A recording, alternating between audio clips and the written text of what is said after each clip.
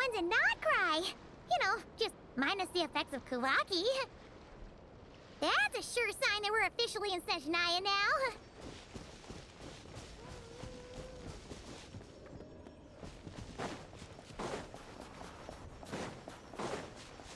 There's gotta be a treasure chest around here somewhere. No adventure is complete without a chest or two.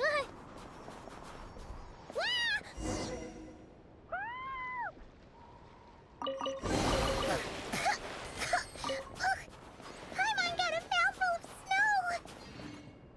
Ooh, it's so cold. Paimon's gonna snuggle up to you for a bit to get warm.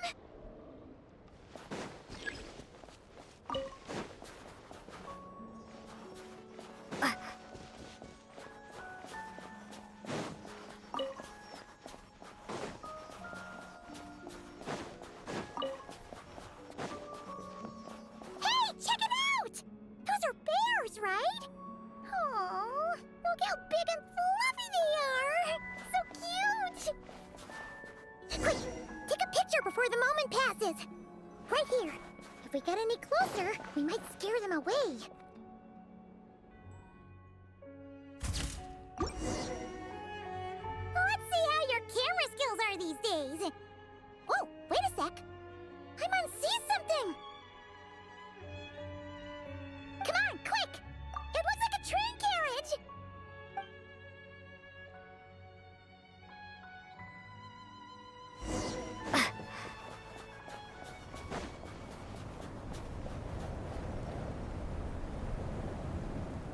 Paimon's heard that Snezhnaya has loads of railways and trains! This must be one of them! But why is it abandoned? Ooh, it's still so cold! Oh, I don't know. Maybe. Oh. Also, is it just Paimon or is the snow getting heavier?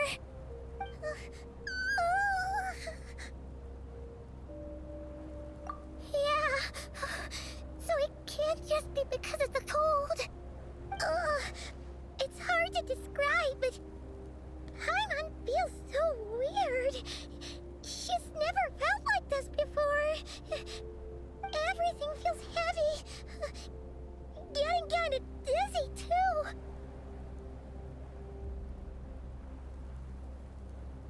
Oh, no need. Paimon's just feeling a little low on energy. That's all. It's nothing serious. Not worth ruining our travel plans over. Yep, sure thing. Snezhnaya, here we come!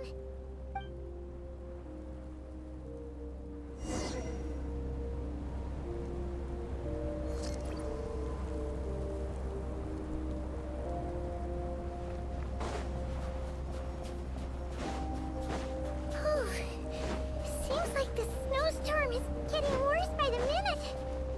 Paimon can barely fly.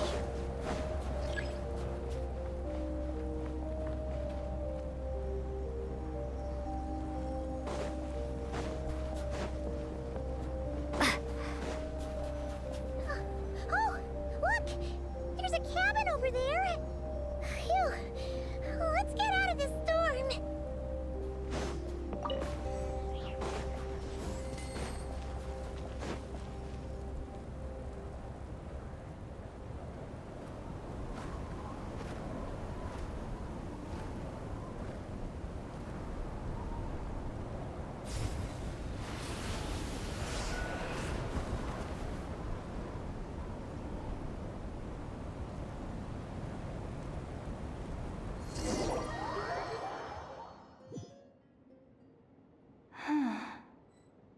What is this place?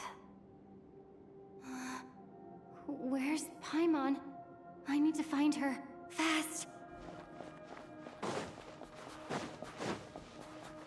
Paimon? Paimon!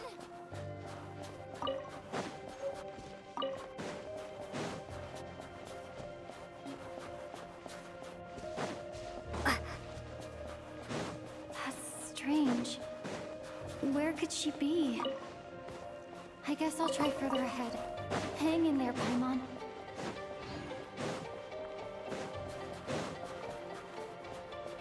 Is that a train carriage? Maybe I can get up from the inside.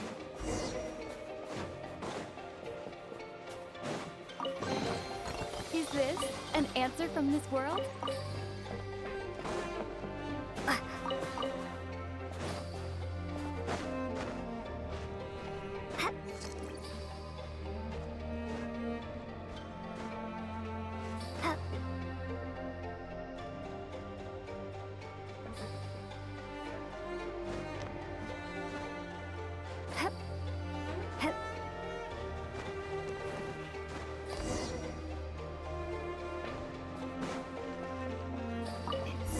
Here, Krasnik's torch, civilian model. It's definitely getting a little warmer now it's turned on. I really hope Paimon's okay.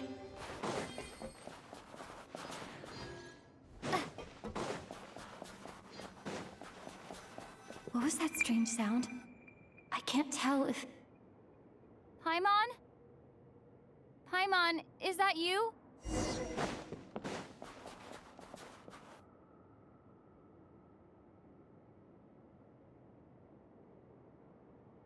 Incoming entity detected. Authorization granted. Initiating original. Hello, Descender, who's reached the eve of tomorrow. Eye of Grey at your service. Time since last activation. Time measurement unavailable due to the influence of... Anyway, it must have been a very long time.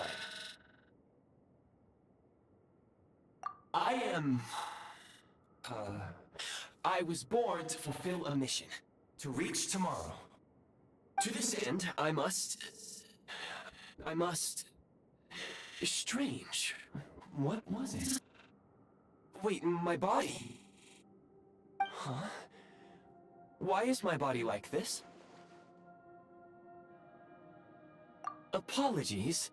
After a long period of inactivity, it appears that a lot of data has been lost. Anyway, I was created so that humanity could reach tomorrow. But I am unable to load further details at this moment. Nevertheless, serving humanity remains my primary objective. I have detected a drop in your surface body temperature. You cannot remain active in this state for much longer. In accordance with my preset programming, upon reactivation, I must ask the one who awakened me the following question. Will you accept me, Transcender? I will assist you, protect you, and fulfill my mission until we reach tomorrow.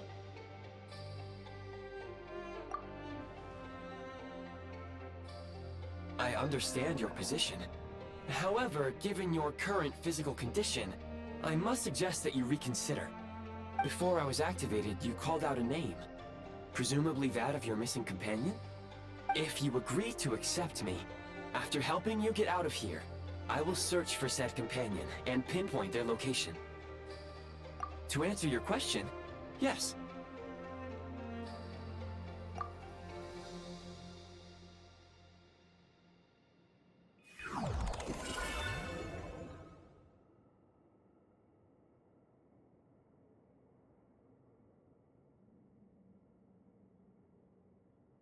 You have made a very wise decision. Now that we have reached an accord, you will be my new user. May I ask your name? Very well. I will remember this name until the mission is complete. I need to recover my body, retrieve the power to unlock tomorrow, and help the suffering masses to reach the far shores where the empty Ark floats. I can sense my power scattered across this ice-covered land. I even have a vague sense of where it might be found. But right now, that is not essential. The key right now is you. You must survive and reunite with your companion.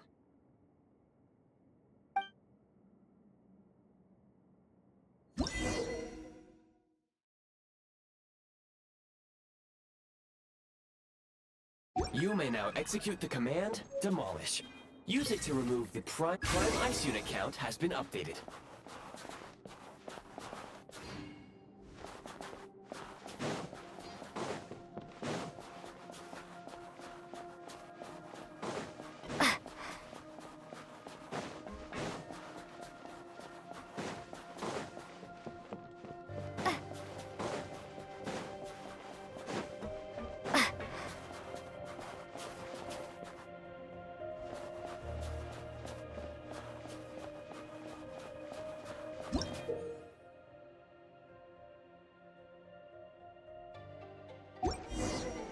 You may now execute the command, Build.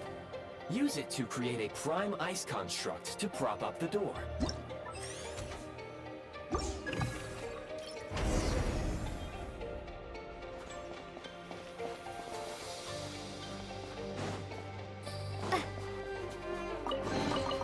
Is this an answer from this world?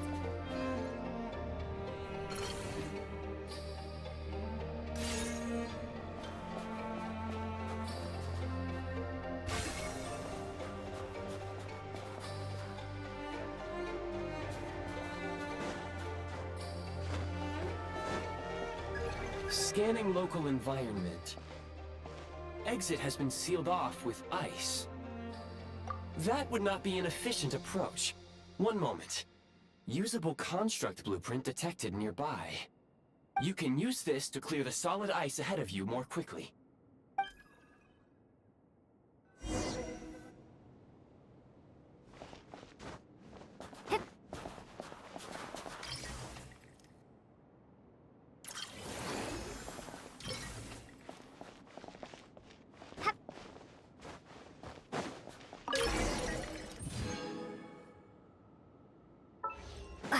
Construct blueprint added to records. You may now execute the command, Build Heat Source. Generate a temporary heat source to rapidly melt the solid ice.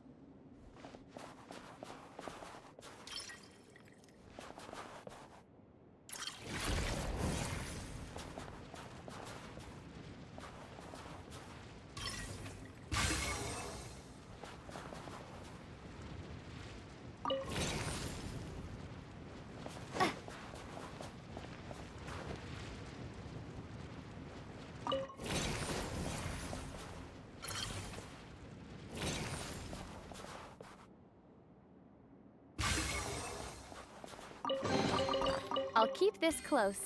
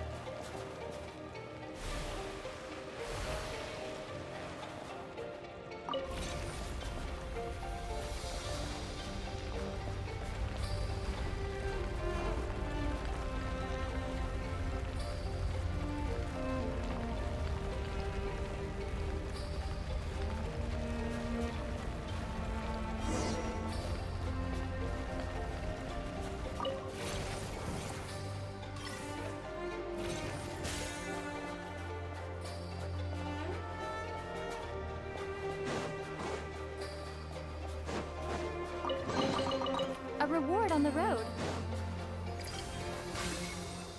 My scan indicates the path is straight ahead. I recommend we proceed.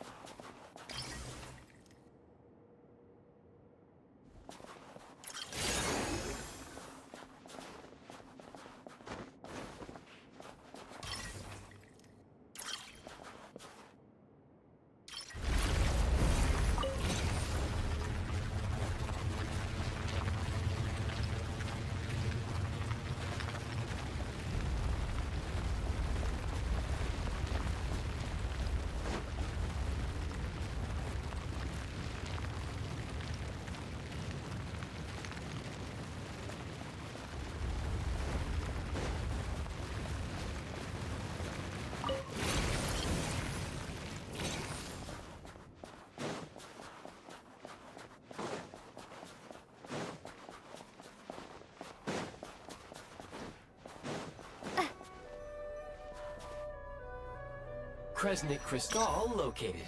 Please collect at your earliest convenience. The recent construct you built provides highly efficient heating by utilizing the unique properties of Kresnik Crystal. Unfortunately, Prime ice constructs have a very short lifespan and cannot be stabilized during the development period.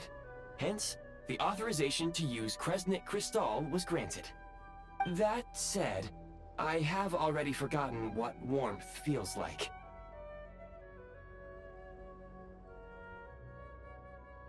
Yes. Perhaps then, we can warm ourselves by the fireside together. But for now, all you need to remember is this. If you collect Kresnit Crystal, I can extract the energy within and use it to maintain your body's surface temperature.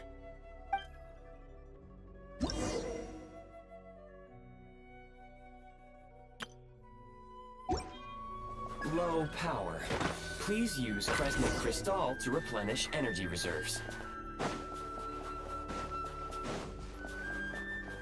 Signs of physiological activity detected in the distance. It is highly likely to be your travel companion, Paimon. Go. Go now. Be reunited and sing together. May all the people be united as one. May all of life rejoice in unison. Approaching the target location. Scanning for signs of life. Life forms detected. 2. Affirmative. However, that is not the reason for my confusion. According to my database, this location is a train station, meaning the number of life forms is unusually low. Real-time environmental data suggests that the train station may no longer be in use. But whatever the situation, please exercise caution.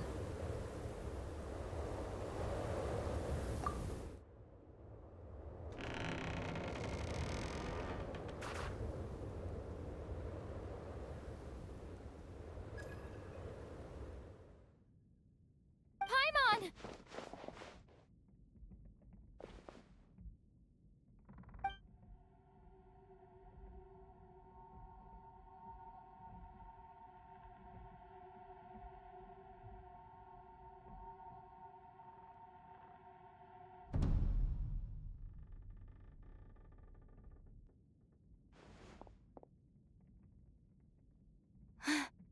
Who are you?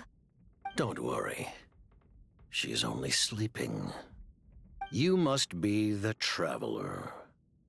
She called your name repeatedly while attempting to battle her way through the blizzard. Newcomers to Snezhnaya struggle to adapt to the sheer cold at the best of times. Lately, even the locals are suffering, with a powerful monster having summoned a bitter snowstorm.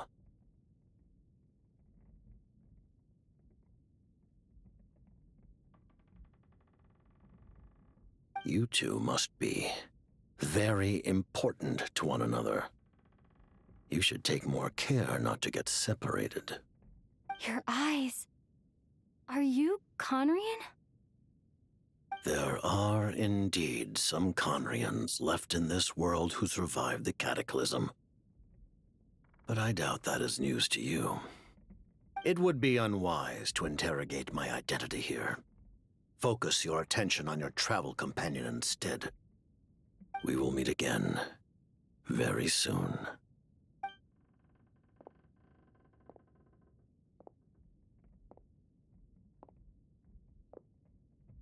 The unidentified subject has now left the area.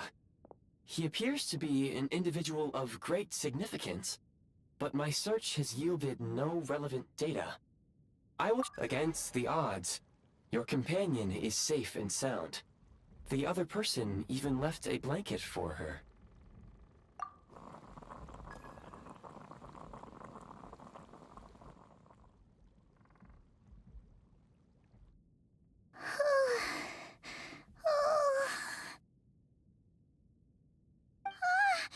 Traveler!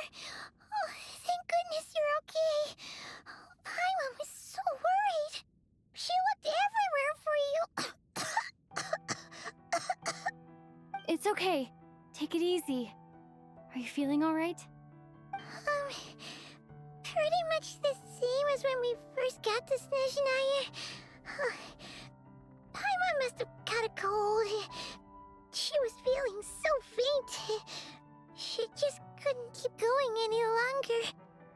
So she had to lie down and sleep it off. Wait, where did the jester go?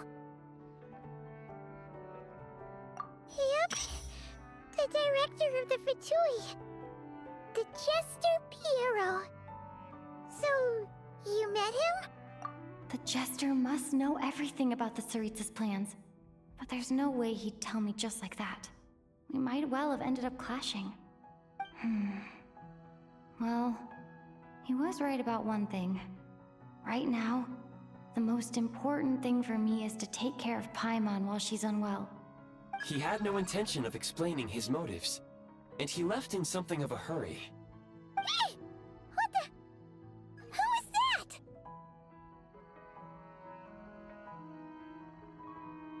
It looks like... half a pair of goggles. How amazing! A self-aware, talking pair of goggles! Snezhnaya was once the land of the Fae. There are many ancient creations here that I'm sure would broaden your mind further still. Mind you, my database is also expanding as we speak. You must be a rare creature yourself.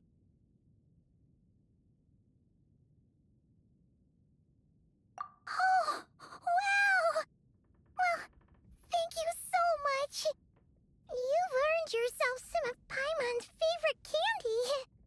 Oh, but by the looks of it, you probably can't eat that, can you? Goodwill detected. Instead of candy, perhaps I can suggest my preferred strategy. Please clean me regularly to keep me operating at peak efficiency. Oh, that makes sense.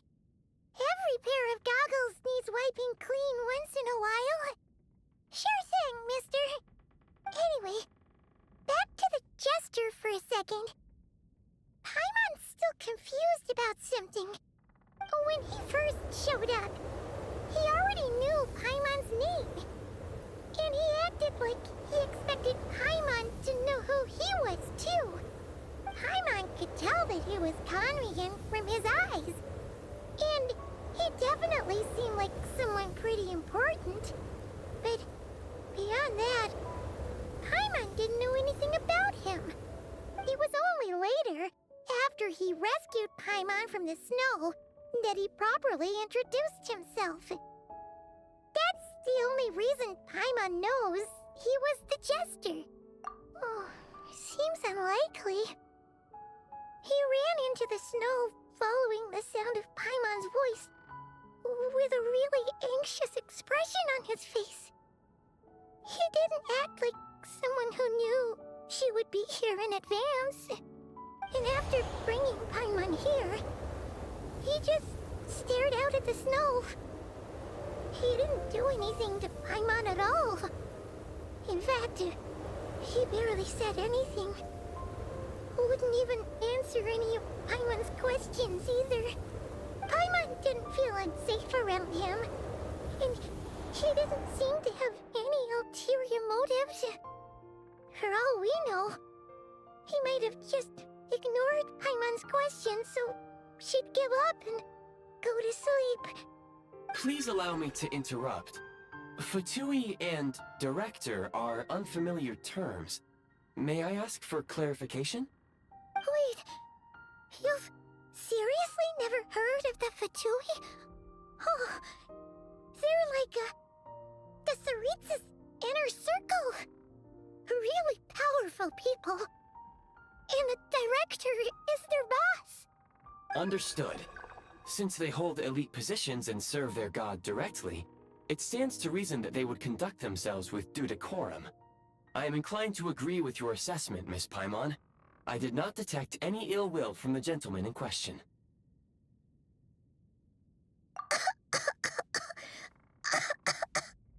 Sorry, I shouldn't have encouraged you to talk so much. Paimon, new plan. Let's get out of Snezhnaya for now.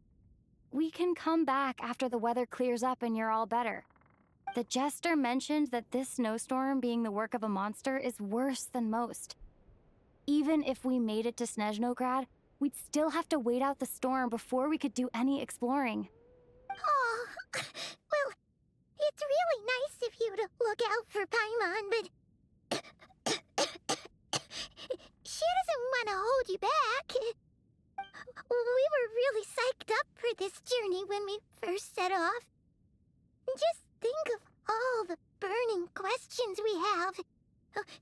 If we turn back now, who knows how long it'll take before we finally get answers. Further information is required regarding the monster situation.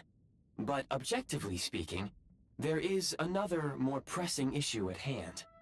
At this point, we have traveled a significant distance into the blizzard. Were we to turn back now, the road would be extremely treacherous, especially since we would need to travel on foot.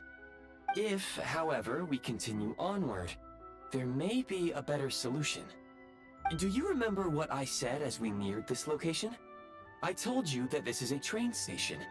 While it has evidently fallen into disuse for unknown reasons, the tracks remain intact. We can break through the blizzard and forge ahead by driving a train. That is the Snezhnayan way. There is a small town up ahead, which would be the perfect place for Miss Paimon to rest and recover. Paimon thinks Goggles here makes a great point. Let's do that!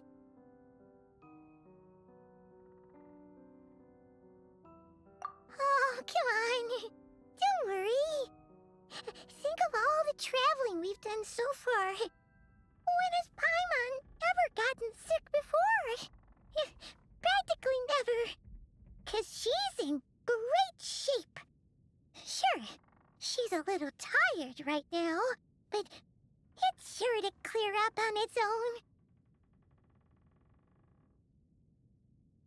Affirmative. Should you ever need my assistance during your future adventures, please call for the Eye of Grey whenever you wish. Otherwise, I will remain silent to avoid causing any unnecessary distraction.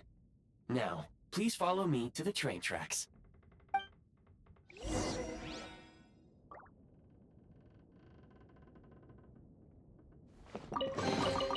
Is this an answer from this world?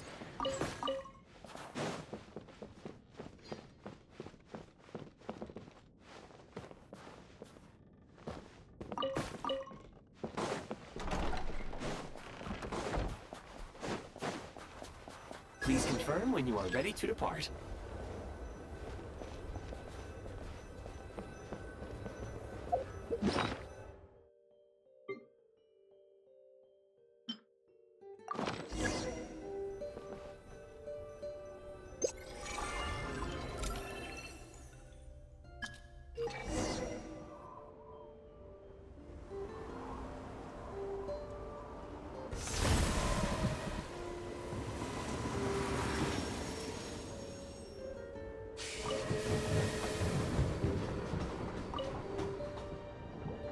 Heading north from here, we will soon arrive at... Wait, there's an error message. Could not detect clear tracks. What exactly does clear mean? Brace for impact, friends! Preparing to enter impromptu flight mode.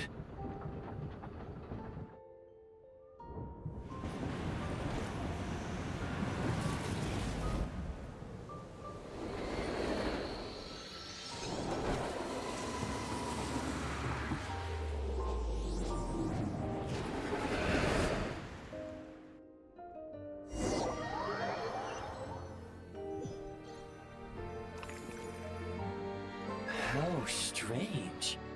Not only was the station's status different from my records, but even the railroads and the terrain itself have changed substantially.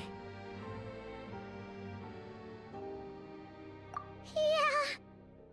Thanks to your quick reflexes. My sincere apologies for putting you in danger. I'm afraid I'm as confused by all this as you are. Agreed. This is likely a consequence of outdated railroad data. The discrepancies between the old data and present reality are far greater than I anticipated. Fortunately, our crash landing has at least brought us much closer to the town. According to the data, anyway. Your data had better be right this time. I can assure you, it certainly is. Please look this way, and you will see a Kresnik's torch.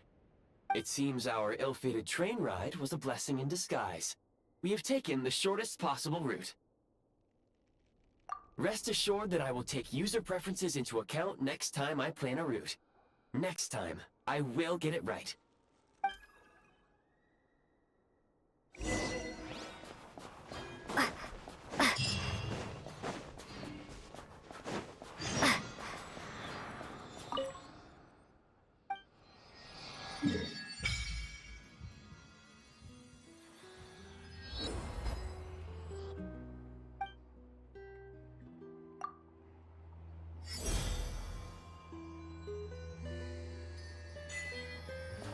Snowstorm!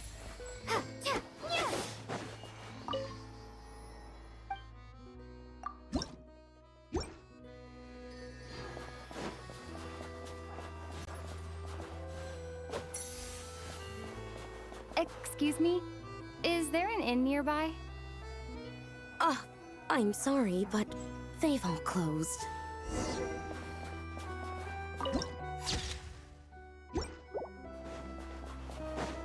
Oh, sorry to interrupt. We're looking for a place to stay. I can't even afford to warm my own house, let alone run a business. Excuse us. Is there anywhere we can stay around these parts? I'm afraid not. You'll have to try your luck somewhere else. All we can do is wait for the next shipment of Kresnik Crystal to get here.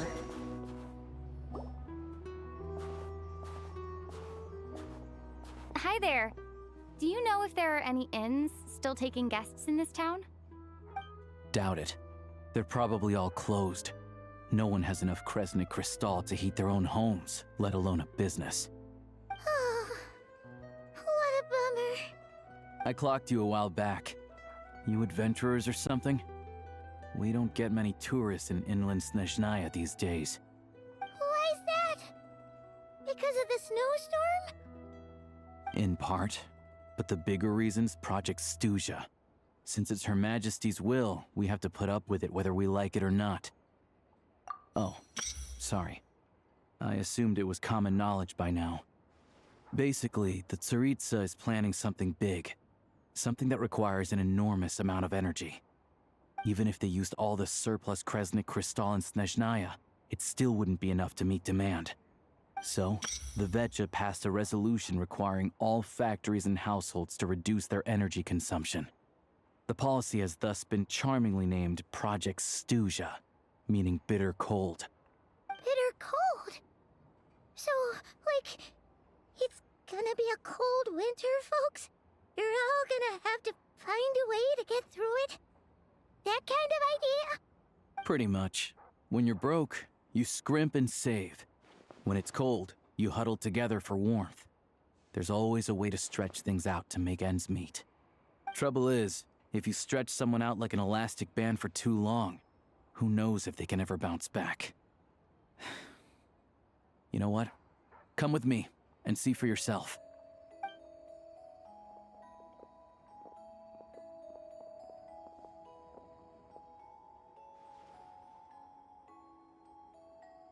Can you please explain to me why the price of Kresnik Crystal has gone up by 1/3 again?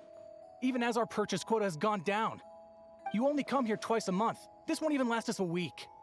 The supply and pricing of Kresnik Crystal are based on current production volumes and price data. We Fatui are only responsible for delivery and security. I'm not in a position to explain to you how the figures are calculated, but I assure you, they are as fair and reasonable as possible. Oh, so our lives mean nothing to you? How can you expect anyone to survive a single night in this weather without heating?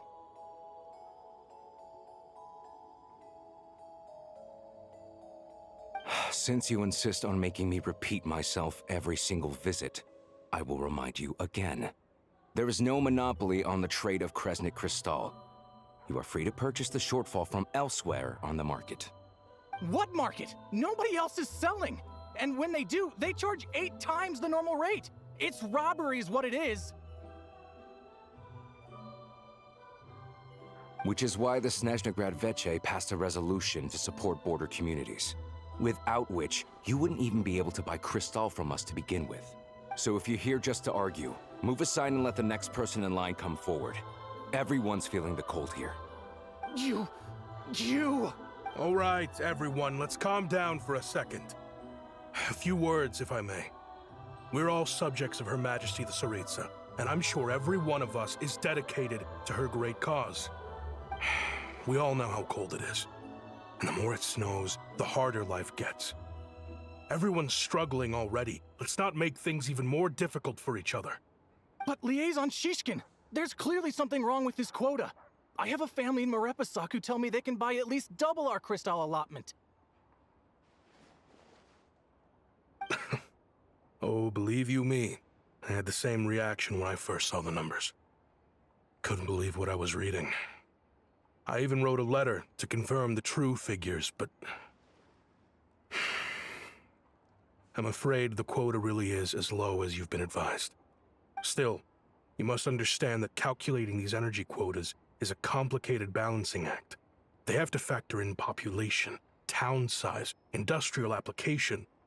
Our top priority must be to keep the largest Kresnik's torch burning continuously.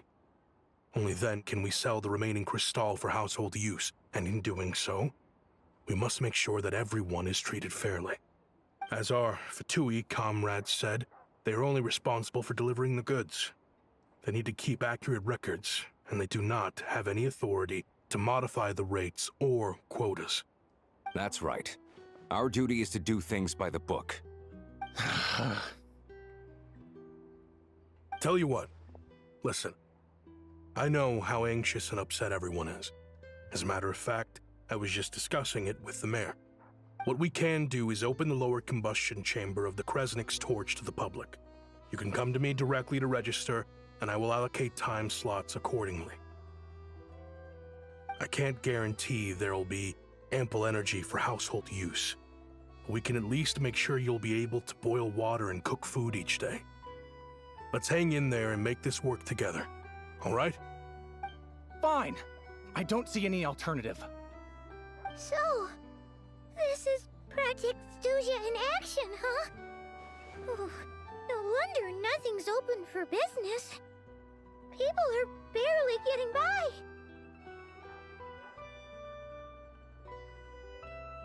You were looking for an inn, right? For your, Fae friend? Oh, Paimon's not a fae. Just Paimon. She must have caught a cold or something. We only just got to Snezhnaya, and we're still getting used to the climate. I have a small place in Stratomaros. I don't stay there very often, though, so it's pretty basic. But if you're not picky, you're welcome to rest there for now. It's not much, but I've got blankets and a warm fire. Are you sure? Oh, that's really kind of you. All right, then. This way.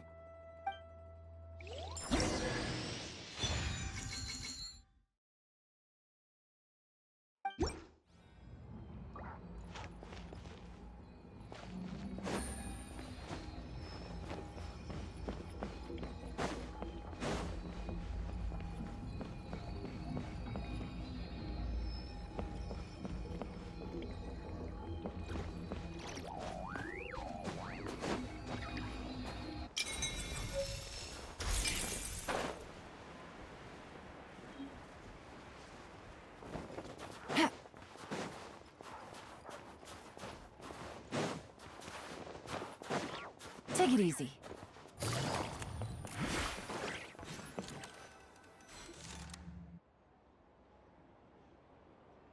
Oh, so cozy and warm. Paimon's getting nice and toasty. Oh, wait. Paimon only introduced herself so far, didn't she? This is Paimon's best friend, the Traveler. Good to meet you. I'm Alosha. Most travelers find the Snezhnayan climate to be a shock to the system at first. But as long as you keep yourself warm, you should be fine. Still, you should keep an eye on your condition. When people are too quick to dismiss a cold, it can easily end up turning into something more serious. Don't say that! Paimon's too young for chronic health issues. They aren't in town right now, and they won't be back anytime soon. The train station has been closed ever since these power shortages began. I do a lot of hunting, so I spend most of my time exposed to the elements. But even the animals wouldn't survive long in a storm like this, let alone a hunter. Nothing to do but sit tight in town until the weather improves. I get that you're in a hurry, but even if the station were open, that doesn't mean there'd be any trains. We could end up stuck here for a long time, I'm afraid. What? Your own train? Wait, hold on. That train? The one that suddenly fell out of the sky and crash-landed on the ice? Oh, we got lucky and found it in a cave. Oh, then our luck ran out and we had a little accident.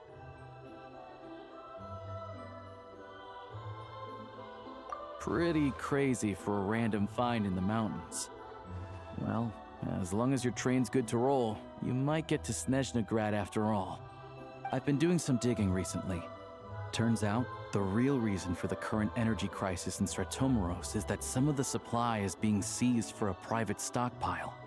But to expose what's going on, I need to catch them in the act.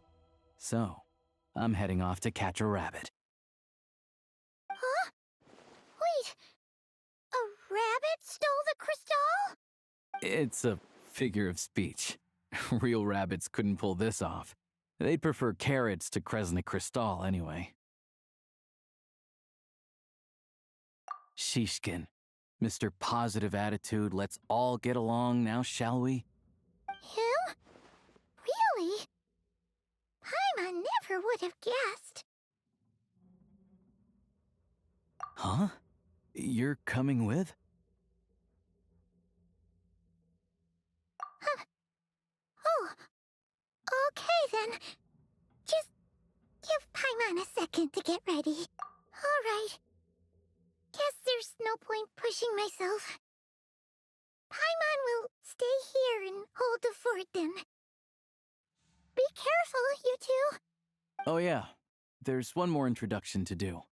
Tagarin, get in here. Oh, a doggy. Oh, angry doggy. Oh, Tagarin doesn't like being petted then. He likes to think he's above that kind of thing. He's my hunting partner, so he'll be joining us when we head out. Carrots aside, we'll need to stay completely undetected. We can't risk spooking our rabbit, or there's no telling which burrow he'll scurry back into. First, we need to find a way into the train station and see if we can find any real freight data. Shishkin's figures can't be trusted. Then, we get to Garin to catch a scent and find out which way the crystal went. What are you eating? Oh, check it out. When you're all out of carrots, try jerky. Good doggy. Good doggy. A fellow dog lover, huh? Yep. And rabbit lover. Carrots are great too, you know. Good to know. Eat up, Tagarin. We got a lot of work to do.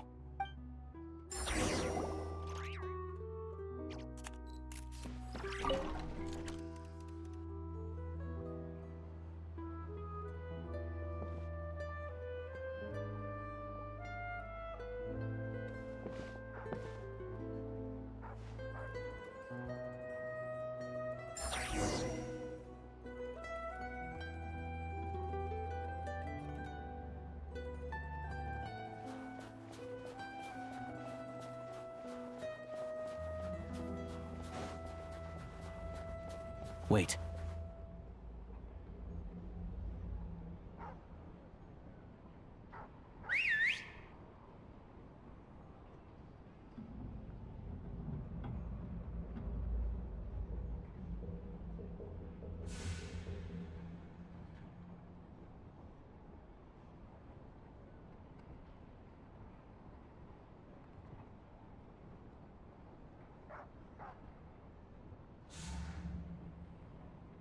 Nice work, Tugarin. Come on, we'll go around.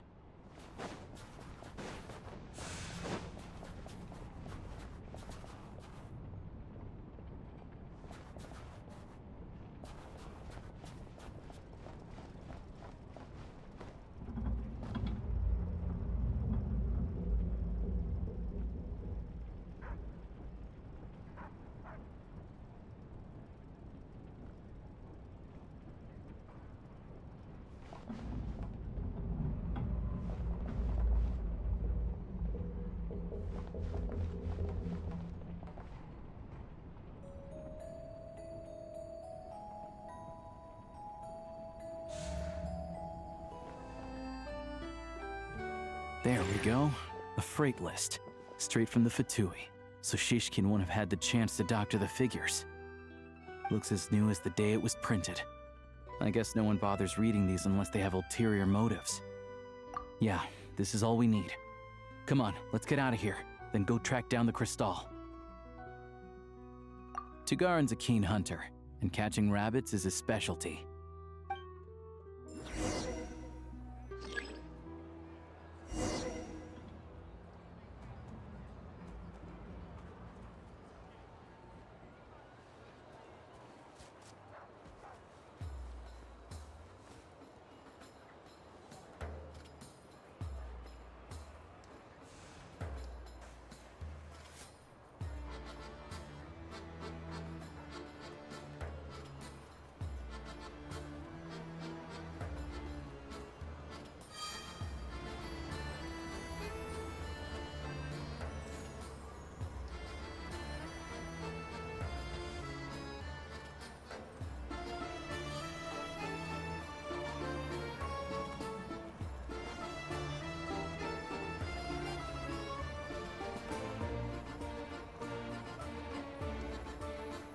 Anywhere there's a stove, there will be the scent of crystal.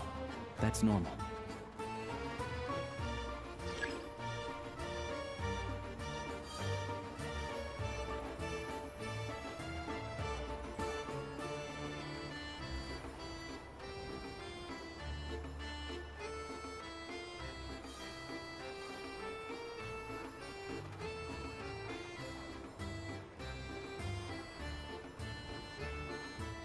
But if he picks up the scent of crystal somewhere and there's no stove around, that's how we know something's up.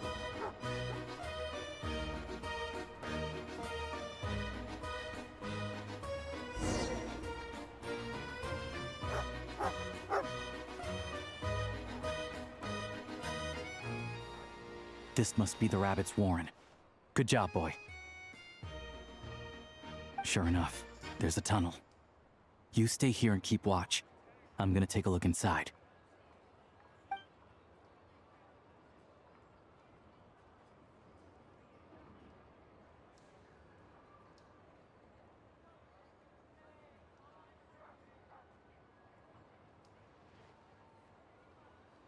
Thanks for looking out for us.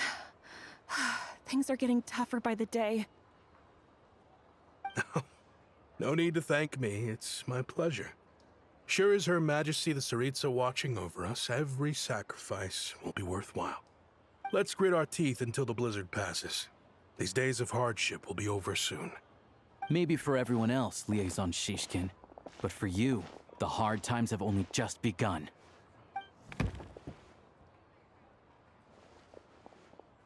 Huh? Who are you? What's the matter?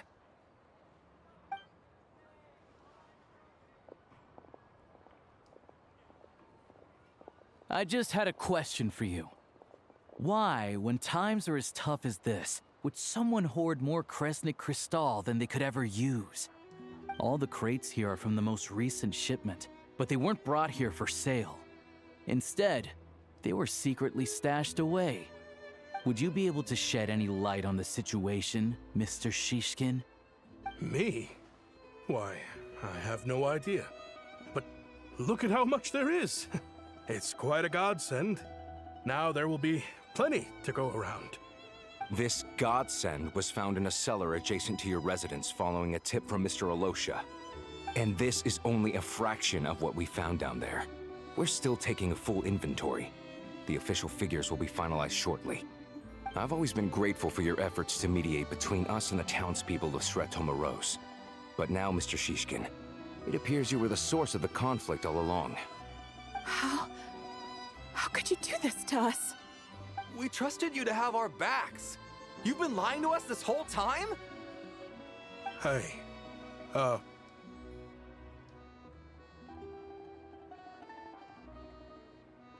I owe you all an apology. I'm sorry. I'm so very sorry. This isn't who I am. Please believe me, this was a one-time mistake that I will never repeat. We all know how difficult life has been since Project Stuzha came into force. Energy is an increasingly scarce resource. People everywhere are getting desperate. But some places have been hit harder than others. I grew up in Alatir, a small village with no train station. Deliveries of Kresnik Crystal have ceased there entirely. If nothing is done, they're all going to freeze to death. You know as well as I do how downright impossible it is to buy Crystal these days. The thought of my poor mother and father, with no one to help them, I felt so afraid. I watched as energy grew scarcer by the week, all the while knowing that their lives were at risk. Then one day, I looked at the Crystal shipment in front of me, and a terrible, selfish thought entered my mind. Looks like I'm just not cut out to be a criminal. I'm so sorry. Once the Fatui have finished their count, you'll see that the numbers match their waybill.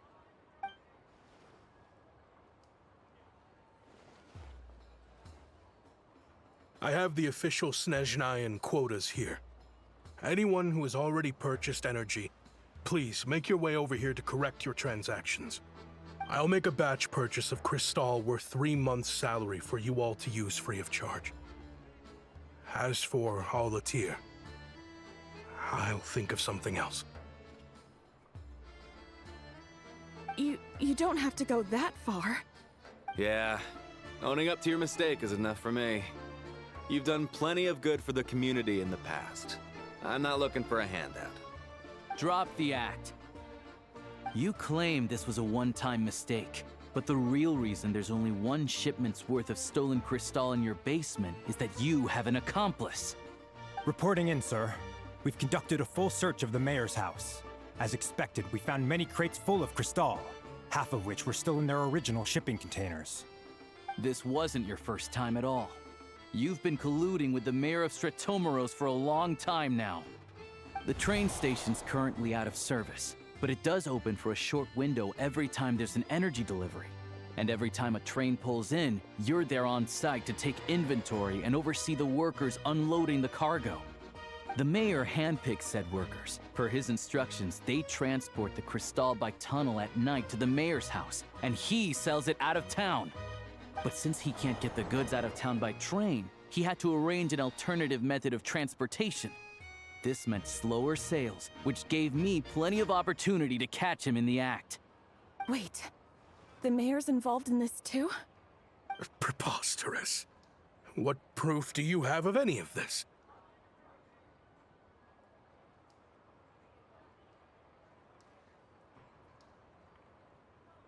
Basic math. I've spent a lot of time lately counting carriages as the snowstorm rages. Counting carriages? What? The energy consumed by a train depends on its total weight. And since energy is a limited resource right now, it's fair to assume that every carriage is packed full. So, if we take the energy required for the Kresnik's torch, add the sales figures you provided, then compare that figure to the train's theoretical cargo capacity, guess what? The numbers never match. It's always off by 1 or 2 carriages worth. This time, you set a new record. 3 carriages missing. You mean to tell me that you sat around outside, counting carriages, in this weather?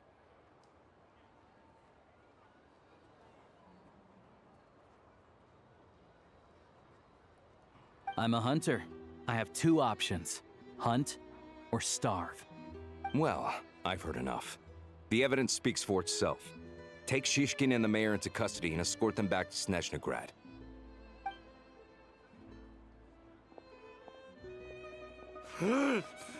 You cocky little brat!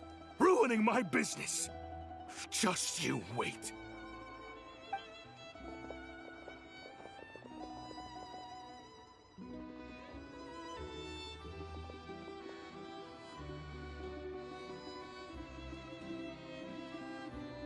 Yeah, something felt off, so I just followed my gut. Math isn't my strong suit, though. I'm lucky my dad made me learn enough to get by, but all this number crunching was a million times harder than the aim and fire work I'm used to. Thank you for your assistance. You're a brave lad. Shishkin was quite the cunning criminal, as I'm sure you can tell. He did all of this right under our noses, and we never suspected a thing. A wolf in sheep's clothing. He had everyone fooled. Even with that sob story he fed us. He was probably trying to keep the mayor out of it, not just mask his own motives. Without the compelling case he put together, even I might have fallen for it. Alosha, was it? Tell me, are you really a hunter? We can go find some wild animals if you want. I'll fire off a couple of shots, and you'll see whether I'm the real deal. I didn't mean to cast suspicion on your identity. It's just... well, I'm sure you've heard of the Rokot. Recently, they've been recruiting people with your kind of talent. They hide in plain sight under false identities, working against Project Stuzha, sometimes directly opposing the Tsaritsa herself. They aren't a violent organization, and their goal is to improve the lives of the common folk, but still, as a member of the Fatui, I wouldn't be doing my job if I didn't keep tabs on them. First I've heard of this. I don't really keep up with what goes on in the city. All I know is, people who don't mind their own business in the city end up paranoid about everything. As for me, I just couldn't stand Shishkin. I'm from Alatir myself, and I can tell you, nobody's lived there in years. Why would an abandoned village need Crystal? Of course, no one really cares about the fate of that place. I'm guessing today is the first you've heard of it. I see. It does sound quite tragic. Really. Well, thanks again for your assistance, and your friend here too. I will report this incident to Snezhnaya. The Fatui will take over energy distribution until new officials are appointed. We'll also ensure that the train station resumes normal service as soon as possible. Looks like it's my turn to brush up on math now. I never liked it as a kid either.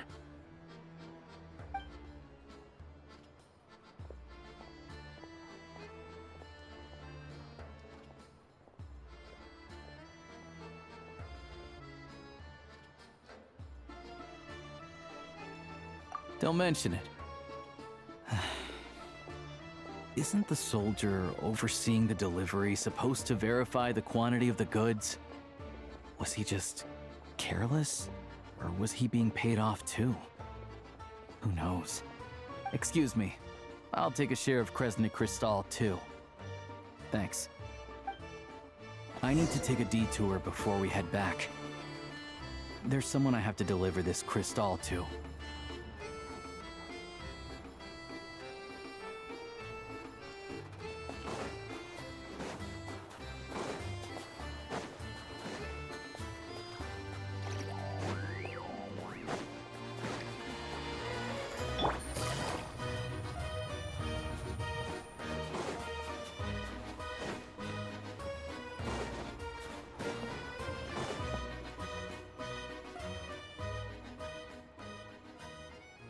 Hang tight for a moment. This old lady, she doesn't really know who's who anymore.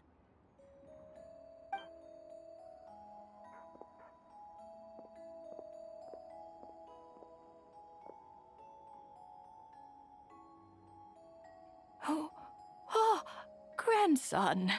It's so cold today. You must be freezing.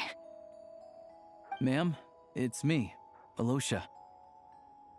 Alosha? Alosha who? You know me. I came by earlier today. Cleaned the ashes out of your stove, gave you some warmer bedding.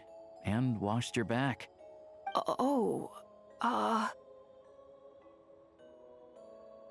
I'm sorry, I don't remember. Now, how often do I get to see my grandson? Hmm? Come on, take a seat and relax while I fix you something to eat. It's okay. You just rest. I'm fine. Oh, you. It's nice to come and visit your old granny once in a while, isn't it? Sretomaros, a good town. All sorts of things to do and people to meet. And the local officials are good to us. Sit down, come on, take a seat. I still have some fruit left. Let me get it for you. Please, don't get up on my account. You need to rest. Where's the fruit? Right under the basket by the door. Or maybe it was on the bedside cabinet.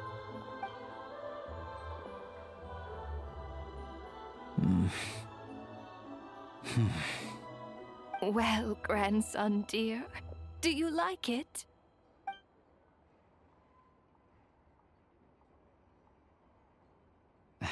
Very much, ma'am. It's delicious.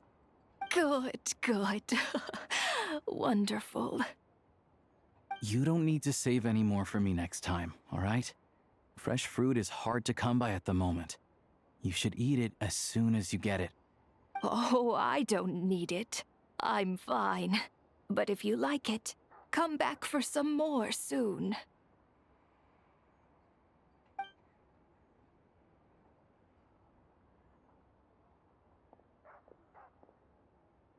Some kind soul must have given these to her. But she always saves the nicer things for special occasions.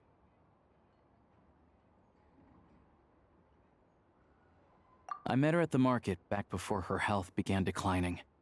She was a lovely old lady. We're from the same hometown. Not many people have heard of Alatir. And if they have, it's usually for all the wrong reasons. There's a gang of highwaymen that came from there. Now that it's an abandoned village, it's rare to find anyone who shares fond memories of our hometown. So after we got talking and realized we were from the same place, we decided to keep in touch by letter. I first learned of Sretomaros' energy supply problems from a passing comment in one of her letters. Then, after her health went downhill, I started visiting more often to check in on her. The town's been in decline for a while now, but because of her memory problems, she thinks of it as the bustling, prosperous Sretomaros still in its heyday. That said, I kinda appreciate her optimism. There's not much of it going around in this world of ice and snow. It's fine. Everyone grows old. In Snezhnaya, some people believe that in your final moments, you'll sense a familiar presence by your side. You turn to look at them, but their face is blurry. So you focus hard, trying to make out who it is. And when you finally see their face, the Grim Reaper reaches out and takes your life. She still calls me grandson, though. So at least I'm not a blurry face in her world just yet. Come on, let's get back and see how Paimon's doing.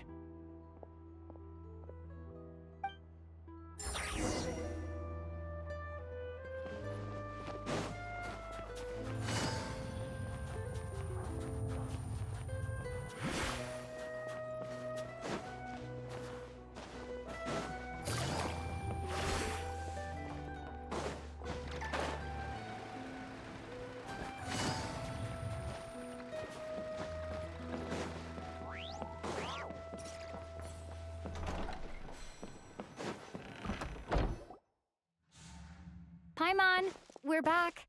Are you feeling any better? Yep. Paimon's not cold anymore, but she's still a little dizzy. Flying probably isn't a good idea right now. Paimon might lose her balance. But Paimon's sure she'll be fine. It's probably just from getting hit on the head by that pile of snow when we first arrived in Snezhnaya. Her complexion's looking much better. Let's keep an eye on her. Sure, but enough about that. How did everything go on your end? Are you all set? Did you have any trouble? I'll explain. It's a bit of a long story.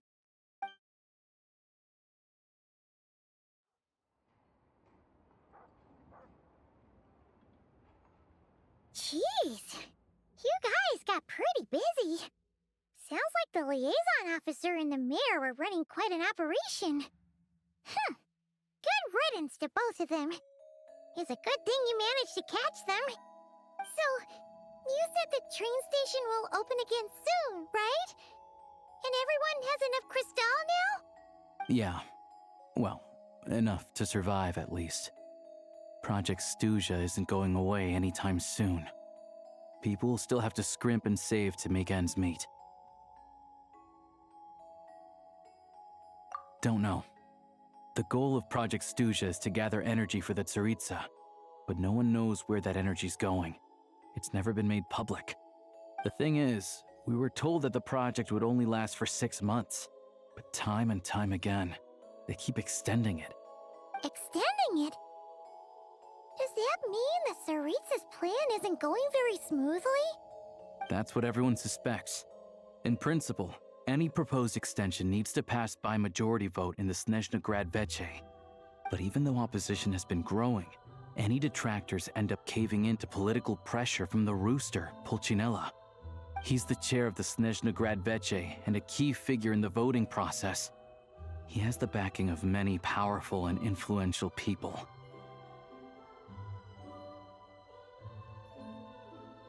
How come the Fatui are picking on ordinary people even here in Snezhnaya? I don't see it like that. Fundamentally, the Fatui will always think and act in the Tsaritsa's interests. But that doesn't mean they don't care about the plight of the common folk. The only reason Sratomiro still receives crystal shipments is because of a relief proposal put forward by the Rooster himself. Then there's the Fatui soldiers providing support in every corner of the nation. Even the Northland Bank provided some mora for disaster relief, and they're as conservative and indifferent as they come. It's just that the rich and powerful in their fancy palaces live in a completely different world from us. There's always going to be some conflict when those worlds collide. Yeah, well, even though we all believe in Her Majesty the Tsaritsa, there are still many differences of opinion on how best to tackle the big issues of the day. Regular folk don't have an easy way of getting their voices heard in Snezhnaya, while the rich and powerful are either unwilling or afraid to speak out for all sorts of complicated reasons. The Rokad provides the disaffected with false identities and an outlet to vent their frustrations. Of course, an organization like that exists in a gray area. The moment the Veche think they've crossed a line, there's sure to be a crackdown. But so far, they've been doing their best to help the common folk.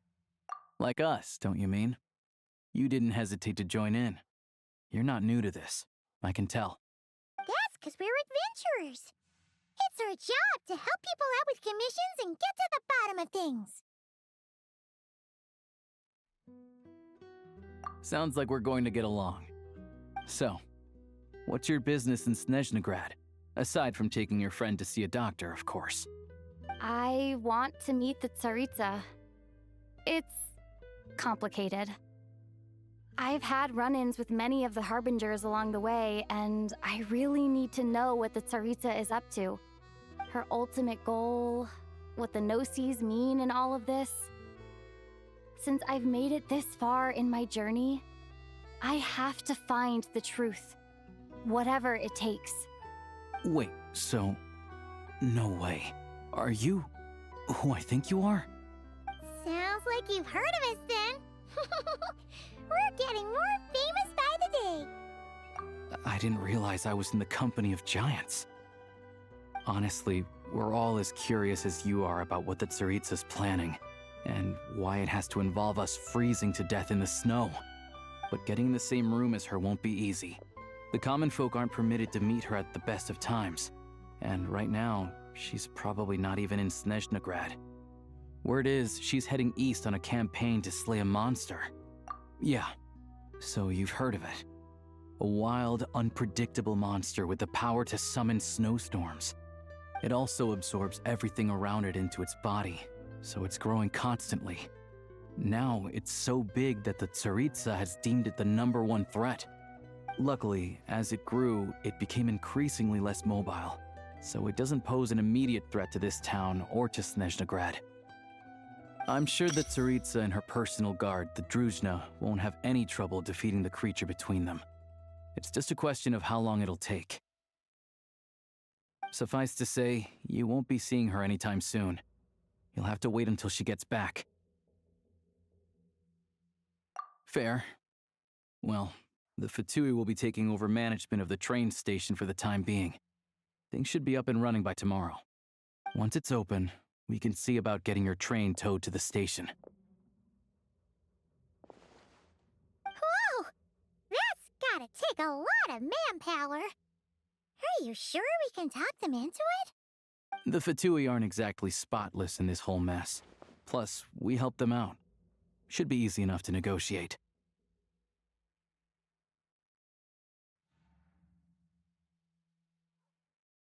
As far as I know, all the paperwork is dealt with upon manufacture. I've never seen anyone check it, so I wouldn't worry. Having a train makes everything much easier. We'll reach Snezhnagrad in no time. I need to head there myself anyway.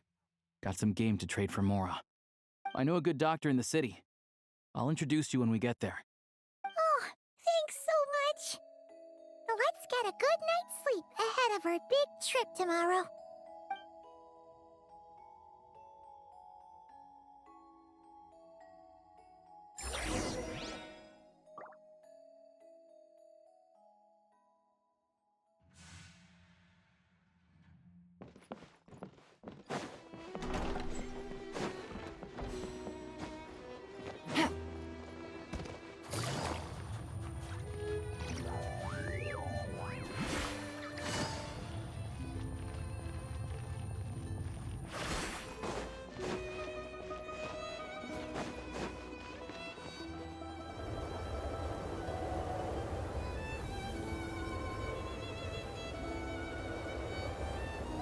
Drive carefully, all right? You don't want to end up in this situation again. Also, I don't think I've seen a train like this before. Is it a new model or something? Not a fan of small talk, are you? Anyway, take this. It's an up-to-date map of the Snezhnayan rail network. All the track switching is automated, so as long as the train's moving, you don't need to worry about collisions or anything. We'll leave you to examine the train's conditions yourselves. Fingers crossed nothing's broken. I doubt Sratomaros has any engineers with experience working on this model. Shouldn't be a problem. Thanks for everything. All right then. Have a safe journey. And make sure to check everything's working before you set off.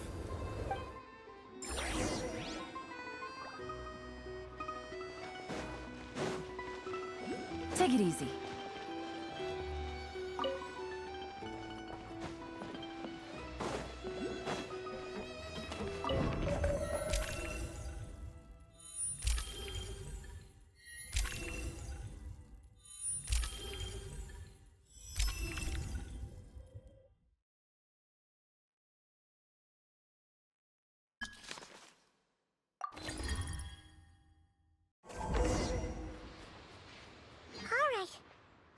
Our destination settings have been applied. Let's give this thing a final once-over and then head out. Goggles, your time to shine. Affirmative. Running vehicle diagnostics. What's this? Engine, green. Wheels, green. Frame, minor damage, but no impact on function. Diagnostics complete. All systems nominal. Neat! Huh. Paimon still can't get over the fact that you just found this tech lying around in a random cave. I've lived in Snezhnaya my whole life, and I've never heard of an interactive, talking train autopilot. Strictly speaking, I wasn't designed purely to drive trains. Though I doubt you have any interest in navigating the practically unreadable operator's manual yourself. All configurations are complete. Should you require any further assistance, please call for the Eye of Grey. Well,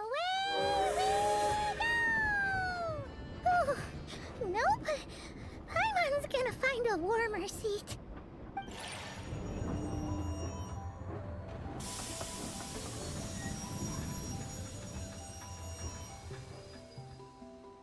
Huh?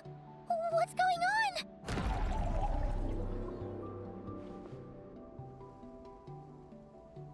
Oh no.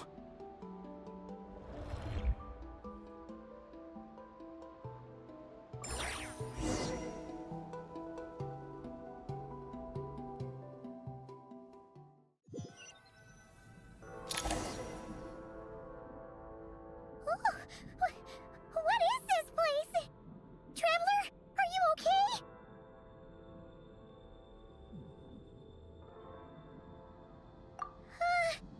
Paimon's still airborne, but it feels like swimming through thick, gloopy water. It's horrible! Just our luck. Of all the things that could have gone wrong. Halosha, you're Snezhnayan, right? Any idea what the heck this place is? It's called the Shadow Realm. A place where no wind blows, no light shines, and no elemental energy flows. Even time itself doesn't exist here. It's a world where everything seems to come to a standstill. I've only seen it a few times before, and this is my first time inside. It's a dangerous place. Most people who get sucked into the Shadow Realm are never seen again. And the few who do make it back, they're never quite the same. Huh? Then what the heck do we do now? Oh, maybe Goggles knows something. Goggles? Great! Now we're done for! Hold it together. Let's not get ahead of ourselves. I heard a story once about the world of shadows. If it's true, there's a way to escape. We just need to find the exit. Come on, let's explore.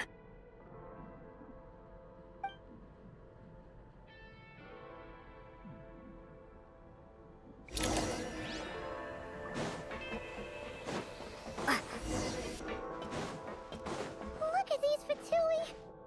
It's like they've lost their minds! Their shadows have been devoured. They're no longer amongst the living.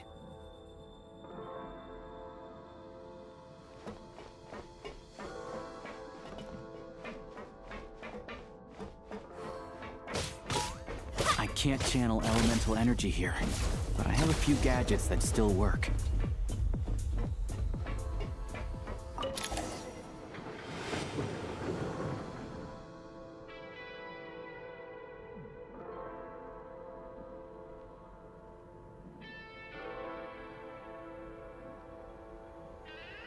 Wait!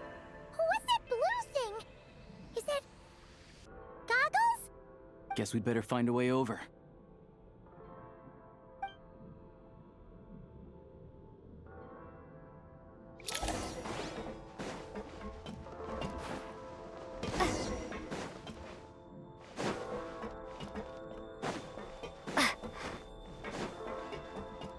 Ready to draw blood. This is the last one. What do we do next? Play it by ear.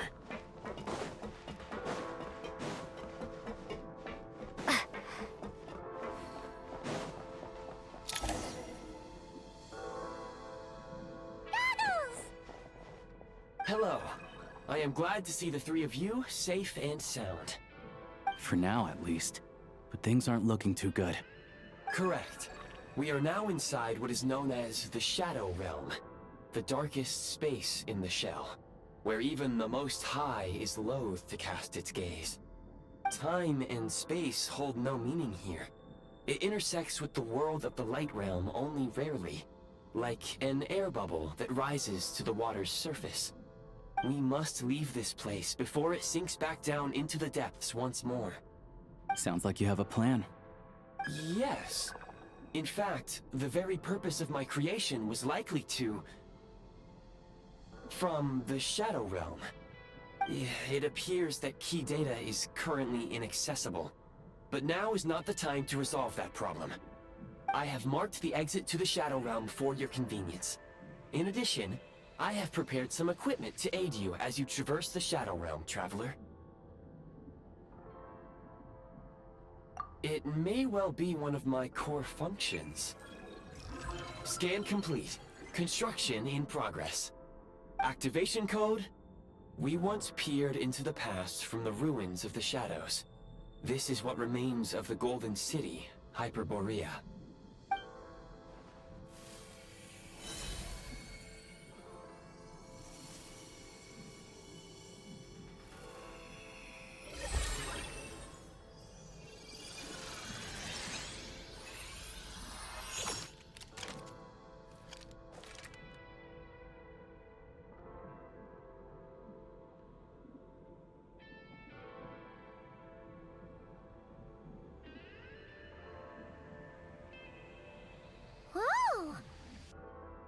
Now go.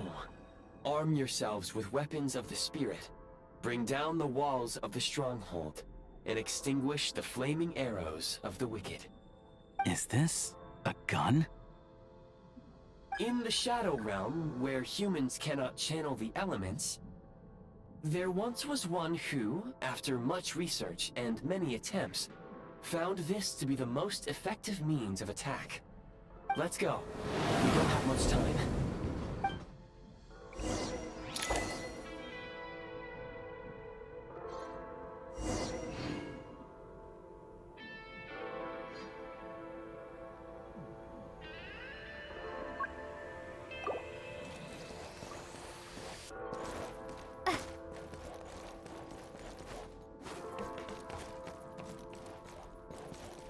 When you encounter small obstacles, you can simply clamber over them.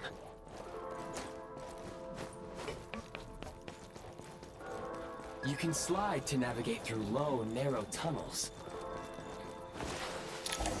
Obstruction ahead. You may be able to use the explosives nearby. Shoot the explosives to detonate them. Since elemental energy is unavailable in the Shadow Realm, for long-range targets, try using the scope to line up your shot.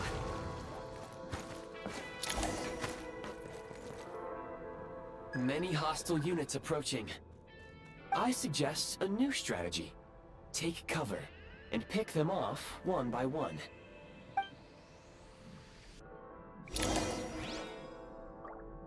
Close in! Can't take much more!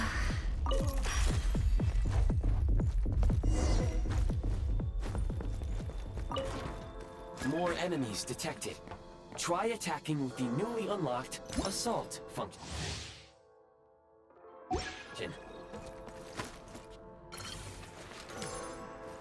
Switch mode! Charge! Where's the defensive losing ground? Over.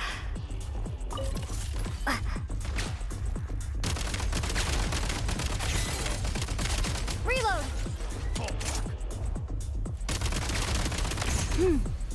Over.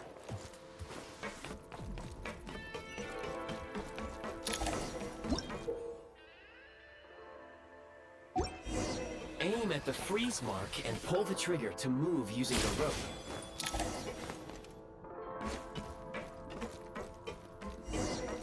Nice.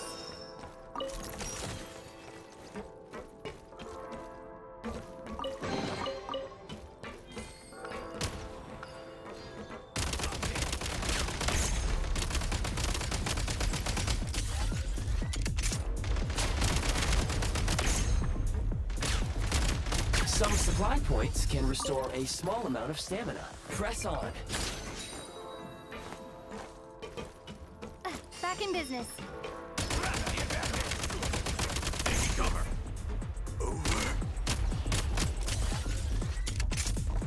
Can't take much more.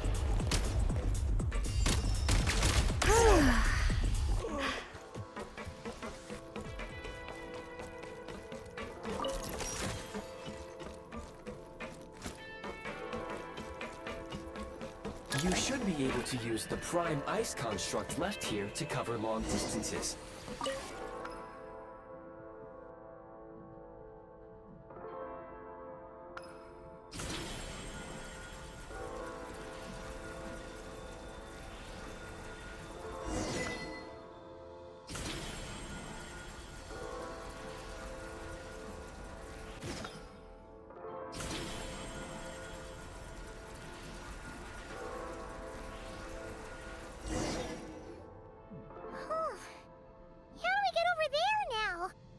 I recommend using this grappling gun. Such devices were originally used to secure structures in the Shadow Realm. If you detach the connected hook, the grappling gun will automatically fire a rope to another nearby hook. Okay. So, we just remove this hook, right?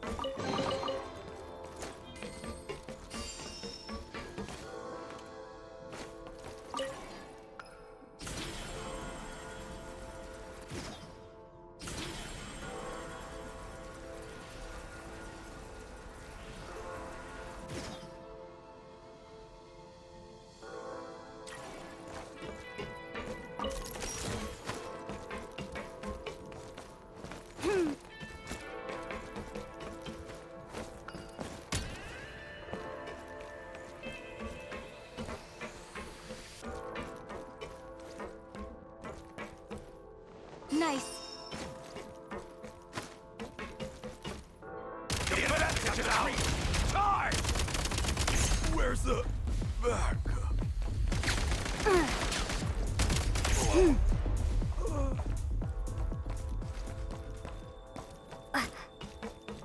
Sprint at the prime ice launcher to reach high places with ease.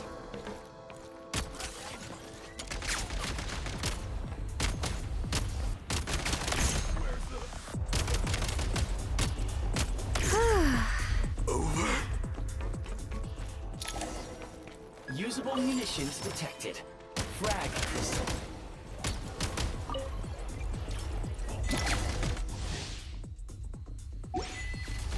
Can't take much more. Try this!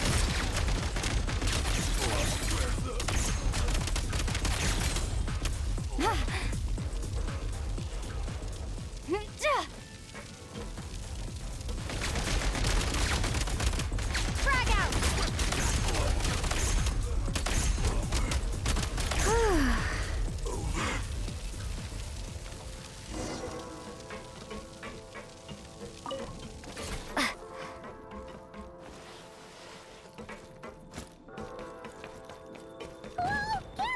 Shift your center of gravity and slide down.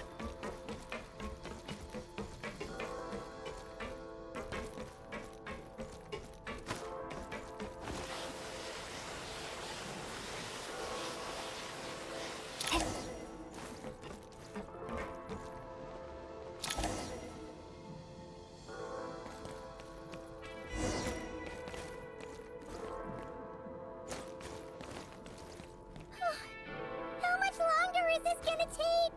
The exit is right ahead. We are very close now. However... It's like they're trying to keep us trapped here. That platform and the carriages are swarming with undead Fatui. Guess we gotta storm through.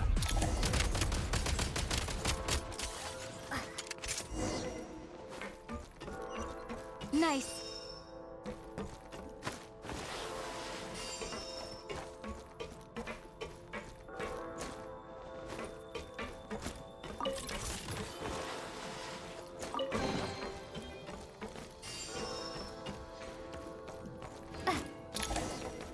Time to catch my breath.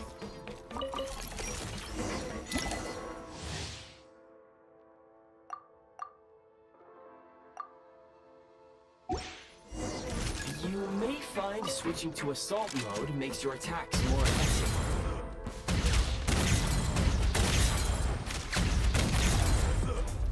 Time to catch my breath.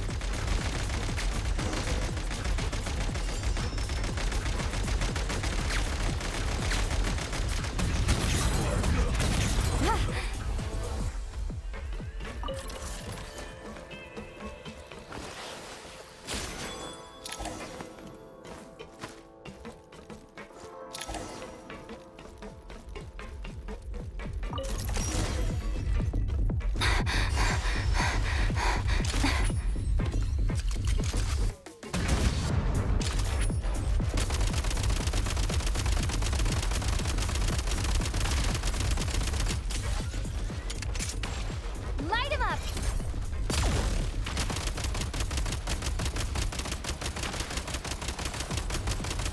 Come on! We're almost there!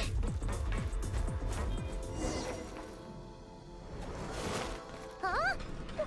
Why is everything shaking so much? Looks like the Shadow Realm is about to sink back down into the depths. The exit is right here. You mean this weird bubble thing? Wait, how exactly do we... No time to think. We just gotta go for it.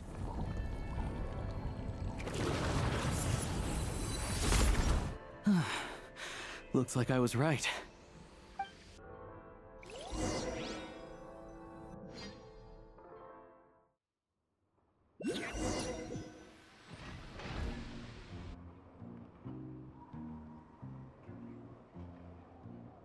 I can't believe the Shadow Realm manifested right on the railroad tracks. It's almost unheard of. Lucky we made it out. All thanks to you and that awesome gun. Ah, so you have heard of the Golden City before? Yeah, it came up a whole bunch in Nokrai. You're a pretty neat surprise in that sense, aren't you, Goggles? We had no idea they left cool gadgets like you behind. Make no mistake, it was a team effort. For a first-time firearm user, your performance was quite outstanding, far beyond my expectations. As Alosha said, it is highly unusual for the Shadow Realm to manifest in a place like this, but we should still watch out for similar dangers ahead. Oh, let's hope not. If anything else goes wrong with this trip, Paimon's gonna have train trauma for life. The Shadow Realm can appear anywhere, not just on the railroad. I am simply advising that we take sensible precautions. Now, if you wish to further calibrate and upgrade your firearm, you may do so over there, provided you have the necessary components. Please take a moment to catch your breath while I repair the body of the train. Amongst other things, this will ensure Paimon is a little warmer while on board. Oh, thanks, Goggles. You're a trusty train conductor. Well, maybe trusty isn't quite the right word, considering. Anyway, at least you get the job done. Yes, of course. And just like the Eye of Grey, I am sure it will be a great asset to you in your future adventures. If not the trustiest, then it will at least get the job done. Let's get some fresh air while the Eye of Grey fixes the train. Yeah, sure. Paimon wants to forget all about the Shadow Realm. It was so creepy in there. Stretching our legs might help take our mind off things.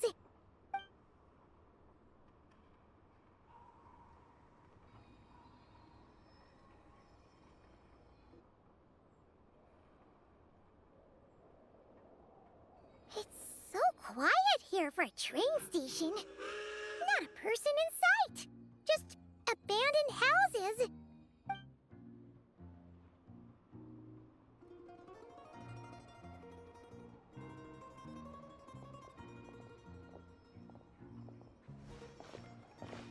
Huh? So much for repair? You've swapped our train out for a whole new model! My plan was to restore the train to its original appearance per my records as quickly as possible. Now that the repairs are complete, the train offers optimized performance and a significantly improved trendiness level. Huh. Didn't know trendiness was a parameter. According to my calculations, Perimeterization is the most effective way for the Eye of Grey to understand trendiness. Hyperborea, huh? I'm sure I've heard of that in a story somewhere. What an incredible little gadget you are.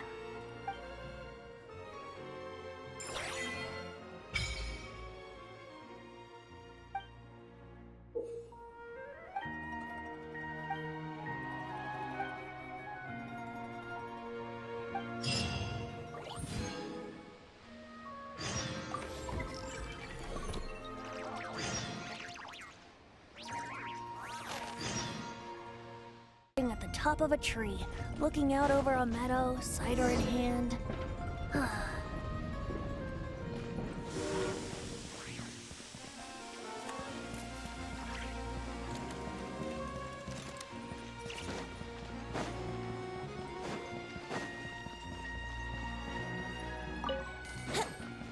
Wouldn't gliding be faster?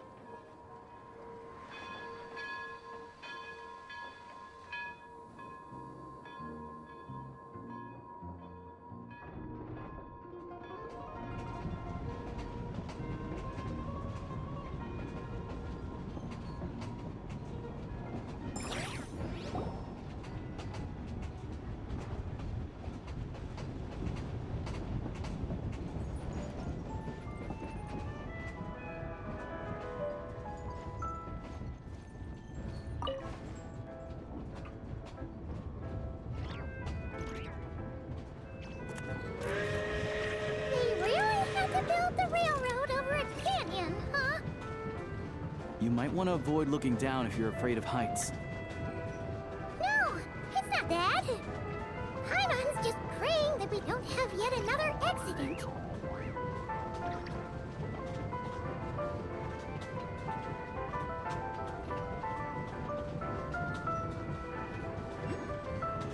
That mountain is breathtaking. Reminds Paimon of Dragonspine. They say this mountain's the domain of a Snegovic lord. A lot of the Snegovic retreated there to live in seclusion, so it's a pretty mysterious place. You hear all kinds of stories. Even the residents of the nearby town of Svietla Lidovka steer clear of the summit, and they make a living off of harvesting prime ice.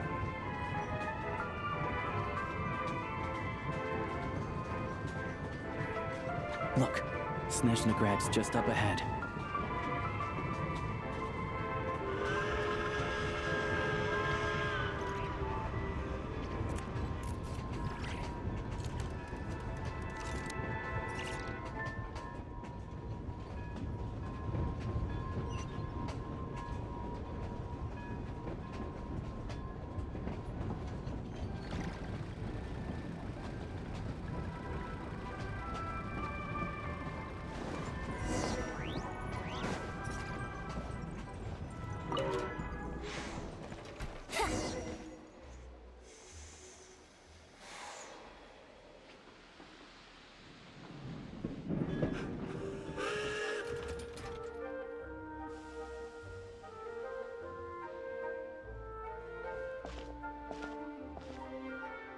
Here we are. Welcome to Snezhnagrad train station, the biggest transport hub in the nation. Wow!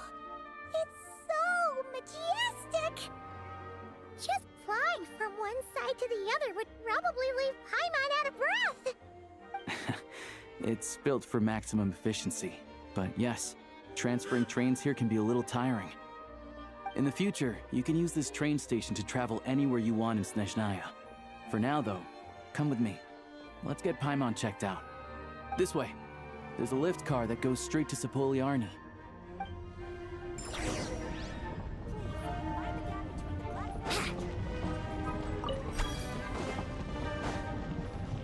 Look! Look! They have really funny-looking heads! And those ones are about the same height as Paimon! But it looks like they can't fly! Those would be Volkudlak and Domovoy. You'll also see the Winged Vila and the Snowborn Snegovic amongst others. No wonder! We'd heard that Snezhnaya used to be the realm of the VII.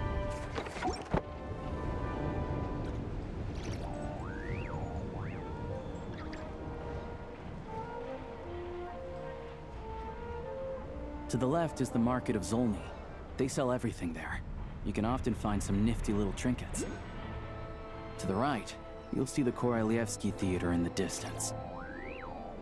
Look at that! Incredible!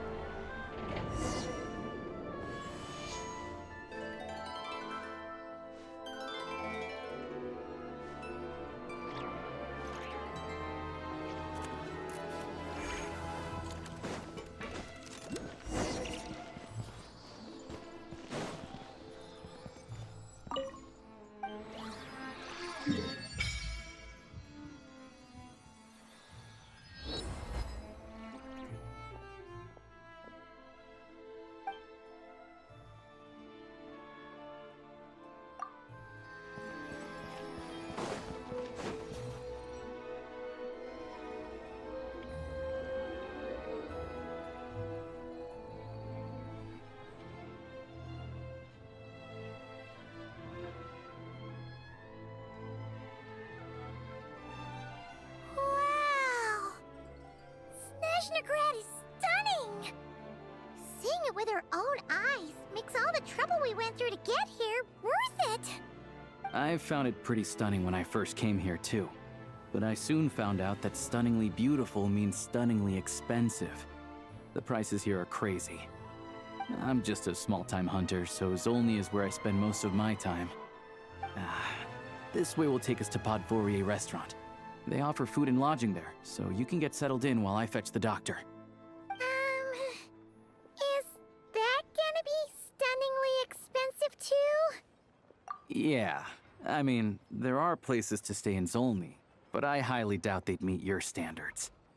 Most of the stoves are out of crystal, the windows are drafty, and at night, four-legged roommates come out to play, sharpening their claws on the roof beams and floorboards. Yep, no way! Not a chance Paimon's staying anywhere like that. Maybe we can split the cost of the room between us? Paimon still has some savings left. Fine then. It's your treat. Paimon will save her money for buying a nice little cake. Don't worry, you'll get some too. I'm glad to see you've perked up.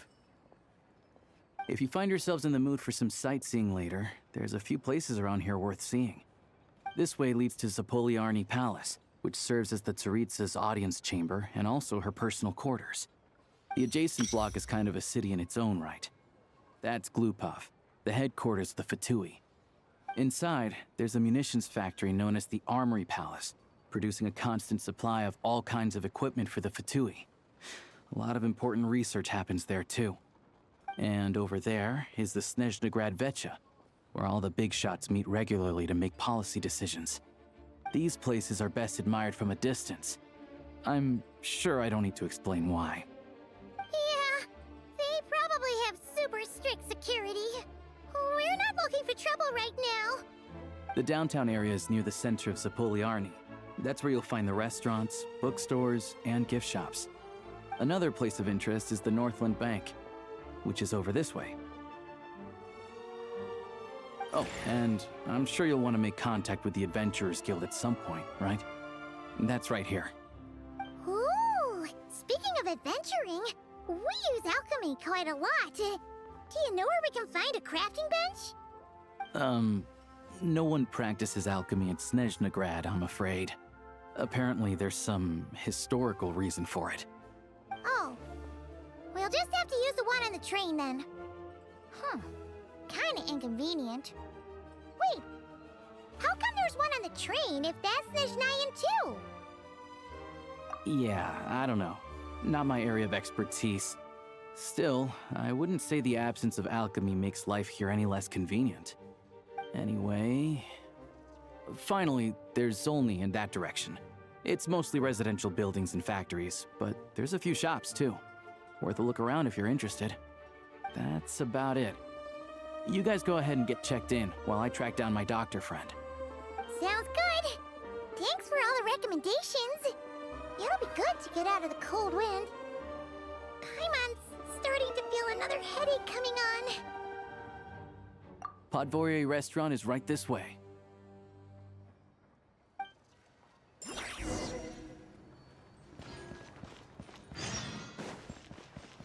Wouldn't gliding be faster?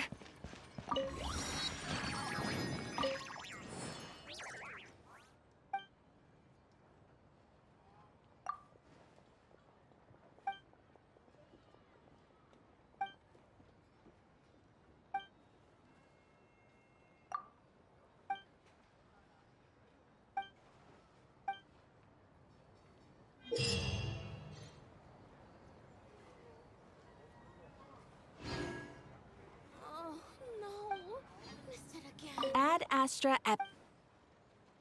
Thank you for Ad Astra.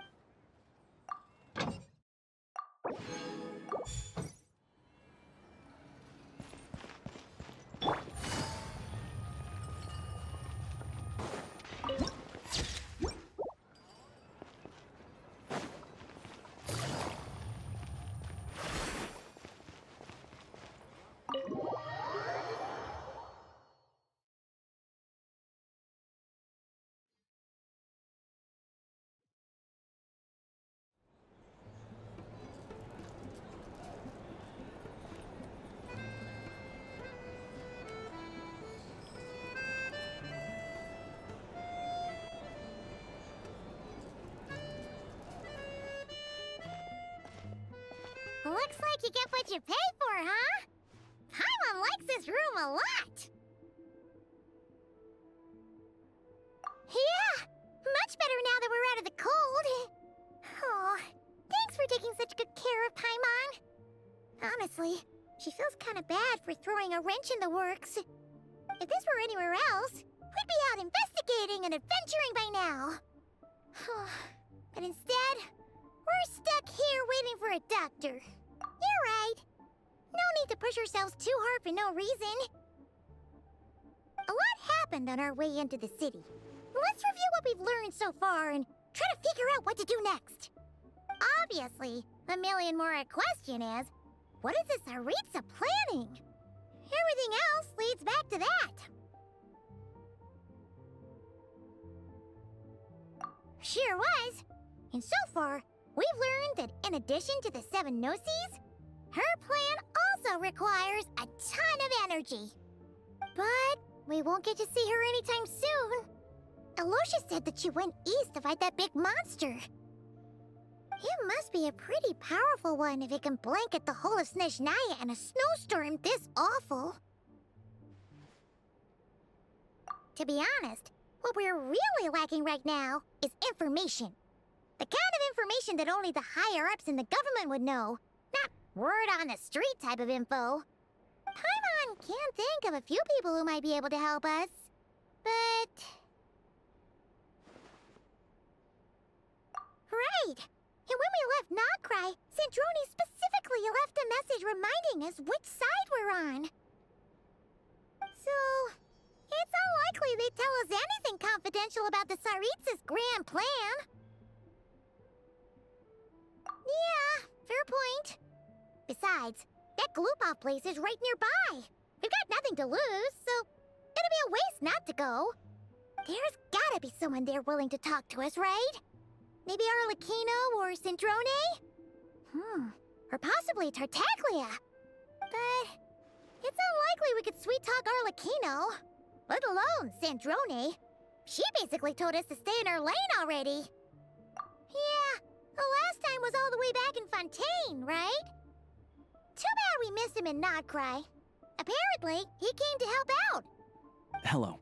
Is there a Traveler and Paimon in there? That's Alosha! Come in! Hello, I'm Dr. Luneva. Alosha mentioned that one of you is feeling a little under the weather. I see. So you're my patient today, yes? And you're a Fae, I presume? Good question. Paimon's not too sure either, but she's definitely not the same kind of Fae as the ones we saw at the train station. Is that gonna be an issue? Not exactly. It's just, I'm used to treating human patients. Fae tend to be far more resilient than even the healthiest and most long-lived of humans. But don't worry, I do have some experience treating Fae. I've even diagnosed plenty of cats and dogs in my time. Safe to say, I have a fairly eclectic range of expertise. It'll be fine. Paimon's basically the same as a human.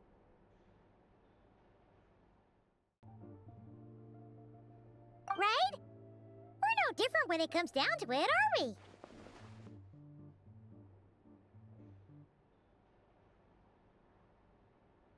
That's just because Paimon knows how to eat. Now, please take a seat.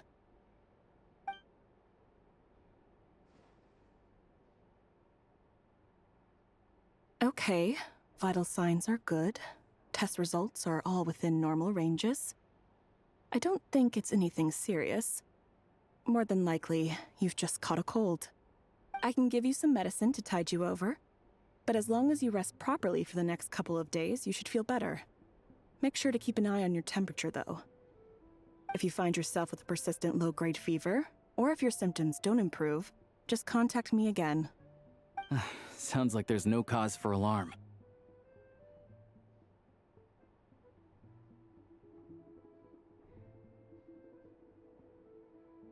Thank you, Doctor. You're very welcome. Just doing my job. I'll leave you in peace now. Time to visit my next patients. Take care. You heard the doctor. Best you rest up here for a couple days. No sightseeing for the time being.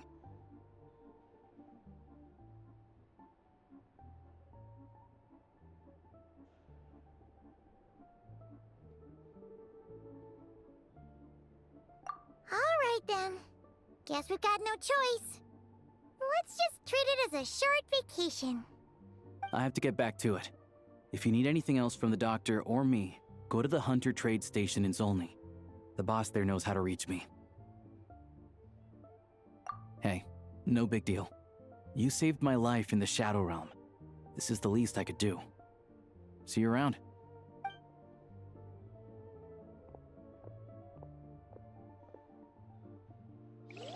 All right. Time to find Child and see what he can tell me.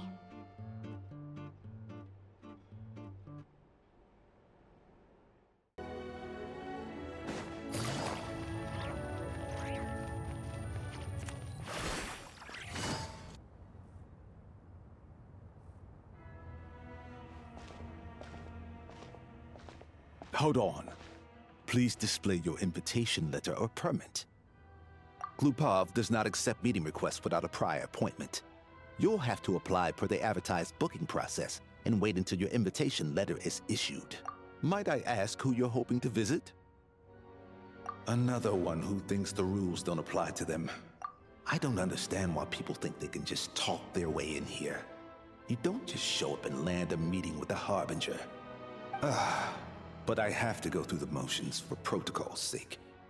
Honestly, it's such a waste of time asking when I already know what the answer's gonna be. Wait a moment. I'll pass on your message. If Child is unavailable, you'll have to go through the proper procedure.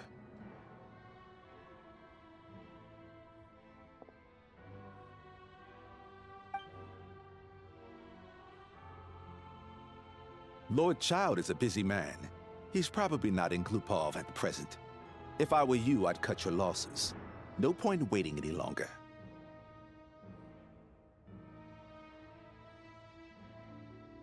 Even if you two are old friends as you claim, please understand that the Fatui Harbingers are often busy with their official duties. They tend not to stay in Glupov for extended periods. Next time, stick to the rules. You'll make life easier for both of us, Greetings, Lady Marionette. I'll take care of our guest here. It's her first time in Snezhnaya, so it's no surprise that she doesn't know the rules yet. I trust no choice words have been exchanged. No misunderstandings I should be aware of. No, Lady Marionette. No incidents to report. Whew. That was a close call. Good thing I played it cool. Is that right? Good to know. Wait, where's Paimon? Under the weather? That's hard to imagine. She's always buzzing with energy. I take it she's still adapting to the climate. Happens to a lot of people. It's even colder here than in Nodcry. Has she seen a doctor? I can get you one if you need. All right then.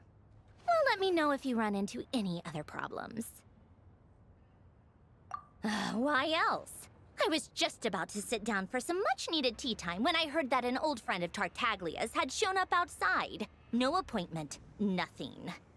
And, as obnoxious as it may be to show up uninvited at Glupov, I couldn't help but take pity on the poor soul who was waiting outside in vain. So I had no choice but to abandon my freshly brewed piping hot tea and come to see this mystery guest for myself.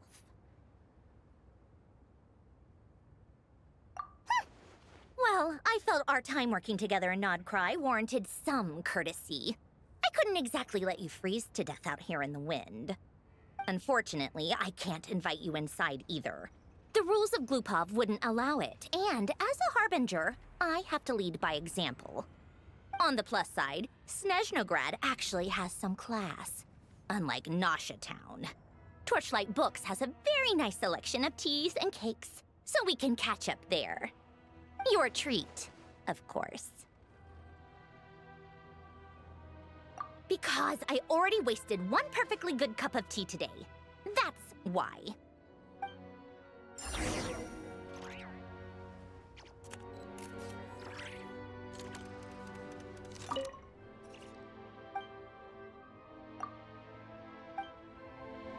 Take it easy.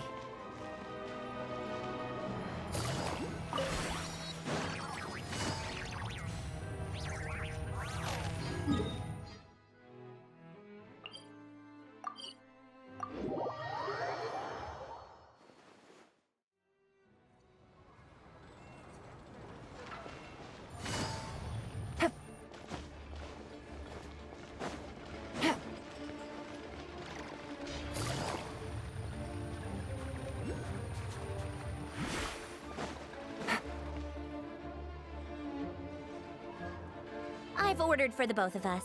No objections, I assume. I'm sure you trust my taste. Okay, let's get down to business. I'm guessing you don't actually have any urgent business with Tartaglia, per se. You just want information, right? Wanna take a guess? Of course you'd say that. You shouldn't underestimate Counselor Tartaglia, you know. That's right. I'm sure you've heard of the Snezhnograd Vecha by now. Well, he's busy preparing some paperwork for their next meeting. They'll be discussing yet another extension to Project Stuzha. It's basically all anyone cares about in the Vecha these days. Yeah, he's more of the shoot first, ask questions later sort, isn't he? It all started with a very detailed letter that Capitano left for the jester, Piero, before leaving for Natlan. In that letter, he detailed the future arrangements for his subordinates. All of his key people were reassigned to Tartaglia. I guess he'd already prepared to leave us for good all the way back then. But Piero didn't reveal the contents of the letter until the events in Natlan had concluded. That was his reaction, too. Why me? With a bewildered look on his face. He'd always assumed Capitano looked down on him. He was a man who kept his thoughts to himself and barely spoke to him the whole time they'd known each other. But he occasionally brought Tartaglia along to my tea parties back in the day. So to the rest of us, it was clear that Capitano had quite a lot of respect for his young comrade.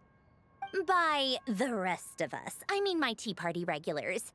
Arlecchino, Rosaline, and... actually, not Columbina. She was probably oblivious to it. Anyway, then the Liu-S situation happened.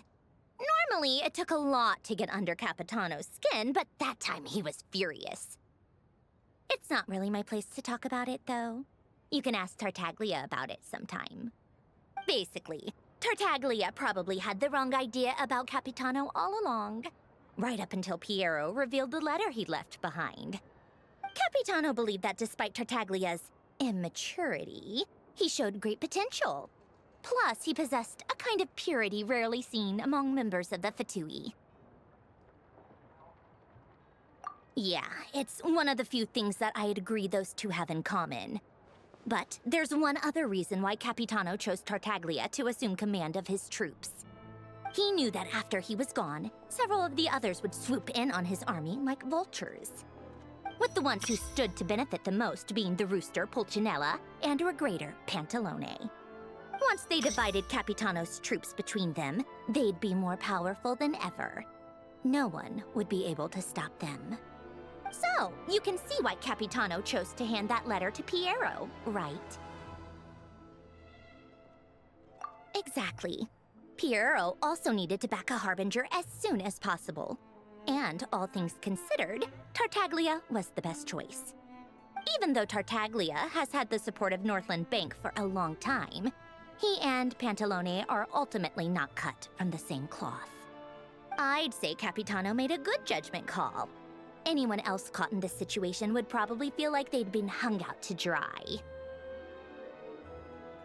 His best course of action will be to distance himself from any shady business, while still maintaining friendly relations with Pantalone, but seeking Pulcinella's support at the same time. What's the point in having a tea party if you don't spill a little tea? Besides, none of this is confidential anyway. Ask any journalist out there. They'll give you all the lurid details. You'll see it firsthand if you ever sit in on a session of the Snezhnaya Vecha. All the factional strife, whether open or unspoken, it plays out for all to see in that one little room. Having a voice in the Vecha is the only way to steer policies in your favor.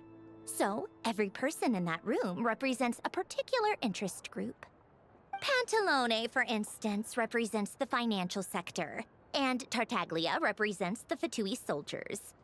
Personally, I have no interest in political jousting, but since I have a number of engineers and researchers under my command, I have to make their voices heard.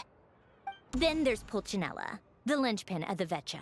He represents politics itself. Everything involves him, so nothing can bypass him. Any issue that comes up, he knows how to mediate. That's what the Tsaritsa values most about him. I'm starting to see why everyone is so frustrated with the way things are, but also powerless to change it. A complex web of interests connects all parties involved, and the Tsaritsa sitting at the top adds another layer of complexity. It must be nearly impossible to come up with a perfect solution. All right, I'm done carrying this conversation. Time for you to answer a question of mine. You must have known that you can get the info you needed from me. So why was Tartaglia the first person you asked to see and not me? I just don't understand, that's all.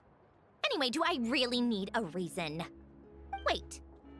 Oh, I think I know what it is. Columbina passed on my message to you before you left Notcry, right? I only meant you should be mindful of which side you're on. Is that actually why you didn't ask for me? Because you took that to heart? Fair enough. It's not your fault. I blame all these politicians I've been hanging around with lately. Always beating about the bush when they talk. I guess it must have rubbed off on me. Anyway, just ask for my help next time, okay? Little things like this are no problem. Lady Marionette. What now? Can't you see I'm on my break? Whatever it is, just leave it on my desk. I'll look at it later. Sorry to disturb you during your break, ma'am, but I'm afraid it's an emergency. Isn't it always? I've told you before. Fixing the tracks and transporting ice blocks does not constitute an emergency.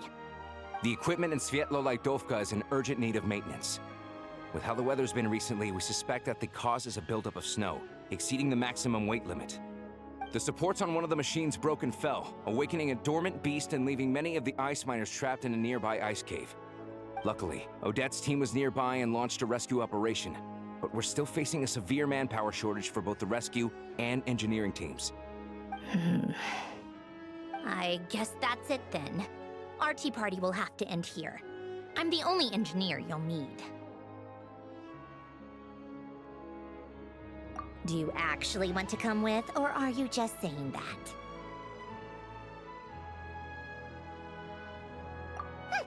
Nice of you to return the favor. I'll have a couple of people look after Paimon. They can let her know that you had to step out for a while. Given how urgent this is, I'm sure she'll understand. And honestly, I'd rather have your help than anyone else's. Between your skills and experience, you'd be reliable help.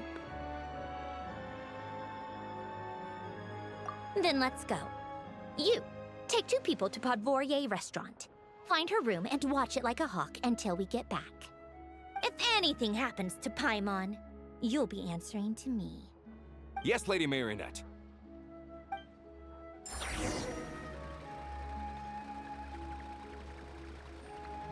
Take it easy.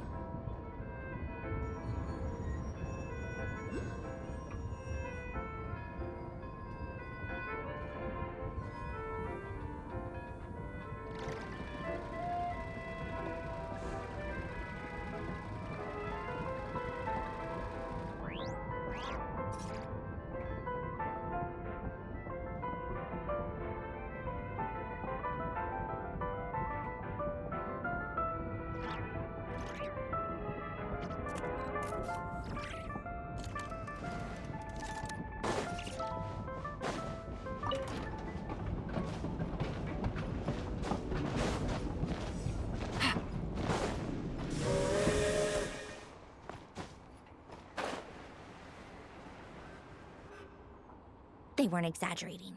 This is really dangerous. It's a good thing only one of them broke. From what I've been told, most of the trapped miners are over in that direction. Yeah, you do that while I check the rest of the equipment. I'll evacuate the people around here as I go. Meet me back here as soon as you're done.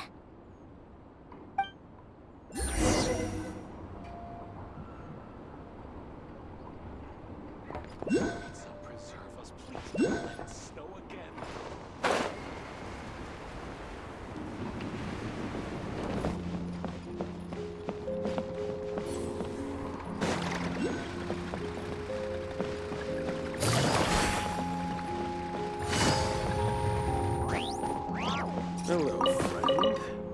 I'd like to ask you a question. Hey, brother! Listen to me.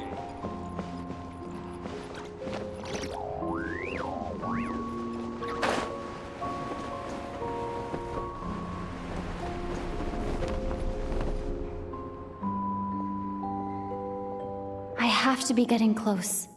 Don't go any further.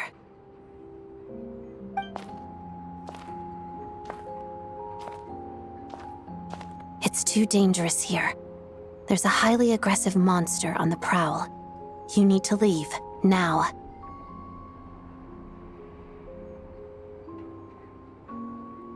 Ah, I see. You're the backup from Snezhnaya. Well, I'm Odette. Good to meet you. Ah, so this is Odette. She was the first member of the Fatui on the scene. There are 5 people trapped in the cave. Monster type is unknown, and so is its location. Let's go. Every second counts.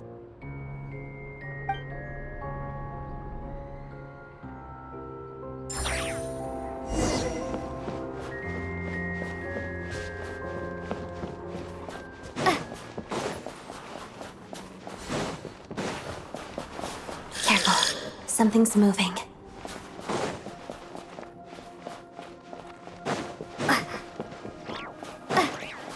Take this! This must be the monster's shadow. Looks like a tough opponent.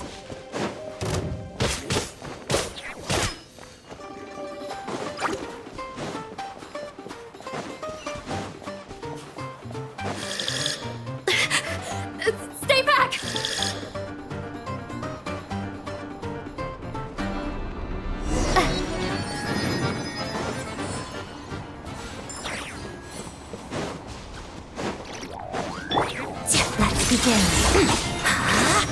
Witness the snow swan's grace.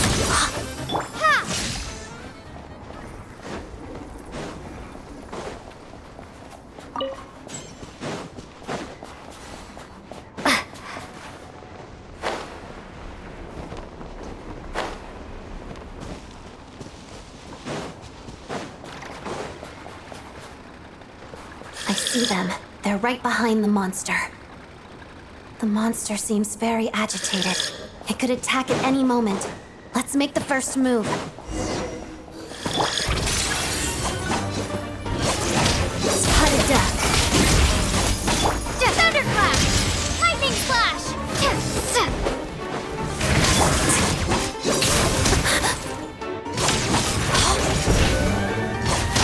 Together.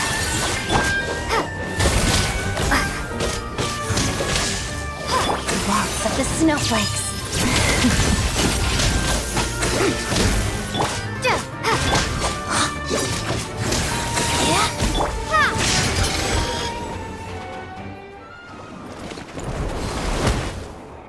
Thank you for saving us. We'd have been monster fodder otherwise. Thank you. Thank you. You're welcome. You should be safe now. Follow this route out. She and I will stay behind to watch the rear. Thank you. Come on, let's go. This way.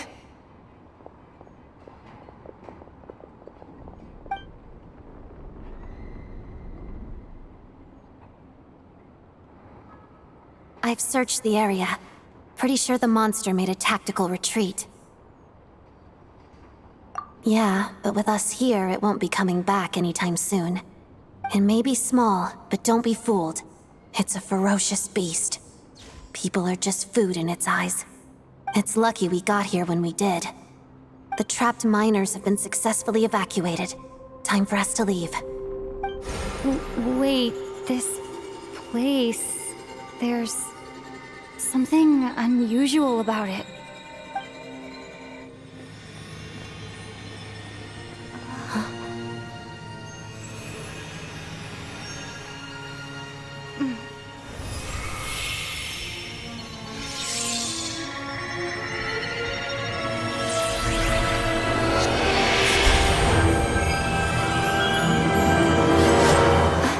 What is that? I don't know. It's back? Guess it has family.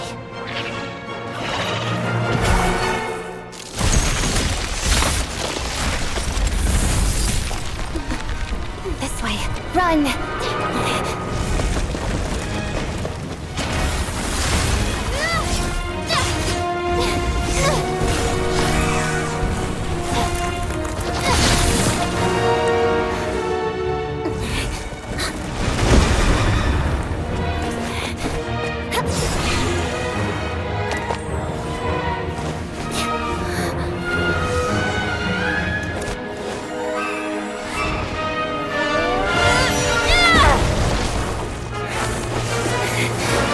Thanks.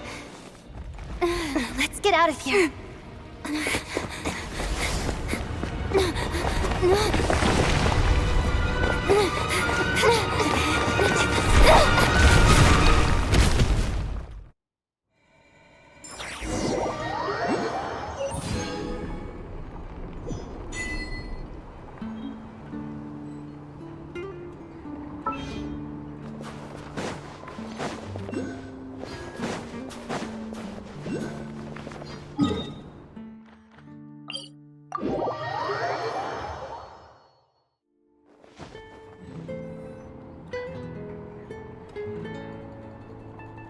Everyone's accounted for. We managed to rescue them all. We also placed a sign at the entrance to the cave, warning people to stay away. You really held your own today. I still don't know your name. Don't think I've seen you before. I'll remember the name. All right then. See you around. Hello, Lady Marionette. I hear the rescue operation was a great success. I knew I could count on you. What brings you here, Odette? Here for a performance? No, a Fatui mission. I happened to be nearby and heard the crash. She hasn't introduced herself then. Odette is the prima ballerina of Snezhnaya. She's quite the celebrity. If you ever hear people mention the two crowning jewels of the Korailyevsky troupe, they're talking about Odette and the prima donna, Vodianitsa. On top of that, Odette's also a rising Fatui star. It's looking likely she'll inherit the title of the Fair Lady. She learned all her combat skills from Rosaline herself. Used to be one of her most valued subordinates, too. You flatter me, Lady Marionette. If she's Rosaline's protege, that makes me... never mind. There's no need to bring it up. No point making things awkward. How's progress on your end, Lady Marionette? Equally successful. I finished reinforcing all the equipment. Took me a little longer without Polonia's help. But the outcome is the same, of course. Even if the heavy snowfall summoned by that monster lasts for another 3 months straight, this equipment won't give way. All right, now that we're done here, it's time to get out of this blizzard. Sure, but Snezhnaya will send someone to investigate and draw up a relief plan. And I guess I'll have to write the incident report myself this time, since it involves a mechanical malfunction. First, Pantalone needs to approve the budget, then Pulcinella has to sign off on the plan. Once they've argued it out and reached a compromise, we can move forward. That's the rough process anyway. Could take anywhere from a couple of weeks to a couple of months, depending on how smoothly it goes. Yup, nothing we can do about it. There's a whole stack of incident reports like this back at the office. The snow has eased a little for now, but there's no telling when that will change with that monster still at large. Fuel for heating is in short supply, and relief is weeks away. There's no immediate threat to life, but still, it just feels like there should be a better way. Hey, quit daydreaming. Let's get back to Snezhnaya. When did you get a new sword? I found it in a cave. It handles pretty nicely. You have a strange affinity for secondhand swords.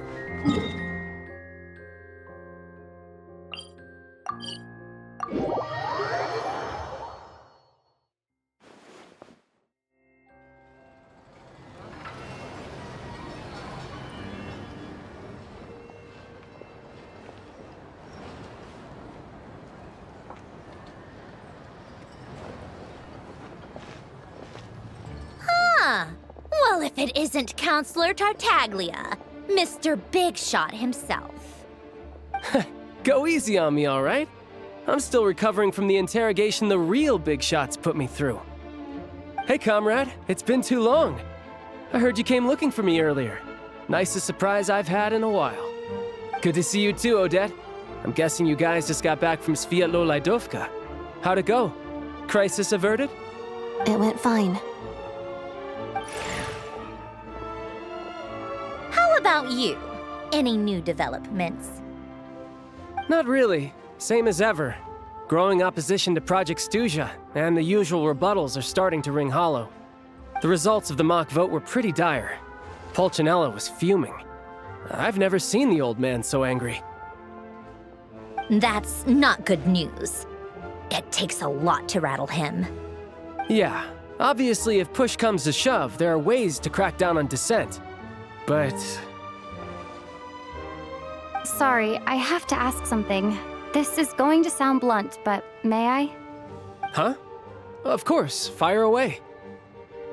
It sounds to me like everyone's tearing their hair out trying to figure out how to deal with opposition to Project Stuzha.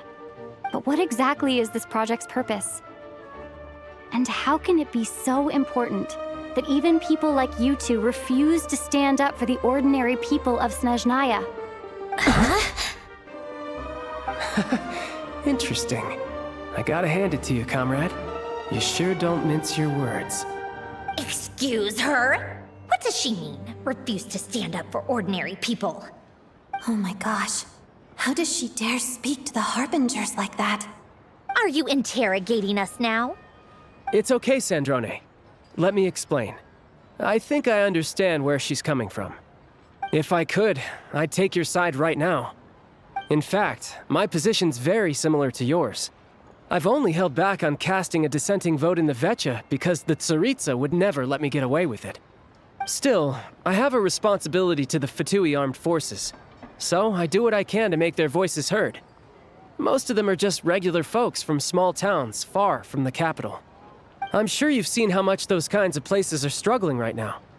Oh, and for what it's worth, I'm from Arepasak myself. Things aren't going so swell there either. The Tsaritsa wants to create a better, safer future for the people of Snezhnaya, but she's thinking long-term. I don't doubt that from where you're standing, Project Stuzha seems to be creating all sorts of issues for everyone. But considering the Tsaritsa's vision for the future, these are sacrifices worth making. Sounds cold, I know, but I promise it's not as black and white as it seems. Maybe Sandrone and I can't oppose Project Stuzha outright, but we're constantly raising our concerns in Vetcha meetings. And even though we can't put an end to it, there are plenty of other ways to make a difference. We're trying everything we can think of, and so is Pulcinella. I respect Her Majesty, the Tsaritsa, and trust her decisions. But at the end of the day, I'm still just a normal guy who cares deeply about my homeland. And my family, who all live here. There's no way I would ever abandon them. As contentious as things can get within the Vetcha, there's no selfishness or malice behind it. Everyone wants to get through this period as smoothly as possible. The issue is that there's no way of pleasing everyone under the present circumstances. Most of the time, we're trying to decide on the lesser of two evils, which obviously isn't a great look. But that is not the same thing as being blindly loyal to the Tsaritsa. No one's got their head in the sand here. We're all well aware of the way things are. We're just doing our best to make it work. In fairness to Sandrone, she rushed to Svietlo Laidovka's aid the moment she heard that people were in danger. And even Tartaglia, who used to only care about the thrill of the fight, is clearly doing his best to rise to the demands of his new role as counselor. Hey, come on. There's only so much we can say, so don't press us too hard. Look, I know how untenable the Tsaritsa's position looks if you don't understand her motives. Maybe you've heard already, but she's currently leading her army on a campaign to the east to defeat the monster that's been causing these brutal blizzards. Striking that monster down will be a significant step in dealing with the present energy crisis. As laser-focused as she is on realizing her lifelong ambitions, she's still putting time and energy into taking down this powerful monster. To me, that says a lot. If she thought Snezhnaya and its people didn't matter in the grand scheme of things, why would she waste her time on something like this?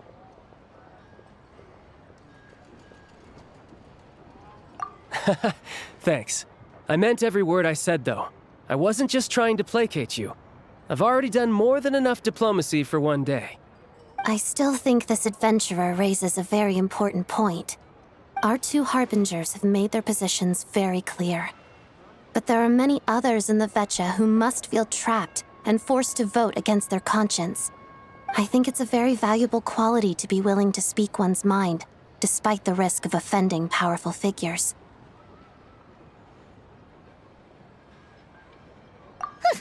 You can say that again. I highly doubt we'd feel the need to explain ourselves so much if we didn't know you so well. Forgive me, adventurer, but might I be so bold as to ask about your background? How is it that you can converse so openly with two Harbingers? Oh, haven't you been properly introduced? Easier said than done. I like to think I'm not the kind of person who goes around busting open people's old wounds. I've only learned her name so far, and no details of her experiences. Is something wrong? Uh-oh. Is there no avoiding the subject of Rosaline? No, it's just... all right. I guess there's no getting around it. This is the world-renowned Traveler, who helped resolve the storm terror threat in Mondstadt, cleaned up after the mess I made in Liyue, and then went to Inazuma, where there was a duel before the throne, in which the Traveler defeated Rosaline. Oh. I'm sorry. I didn't think you two would be seeing much of each other, so I figured it wasn't worth bringing up. It's fine. It was a long time ago. It's fine. Sorry. I just remembered that we have a rehearsal coming up. Please excuse me. I should get going.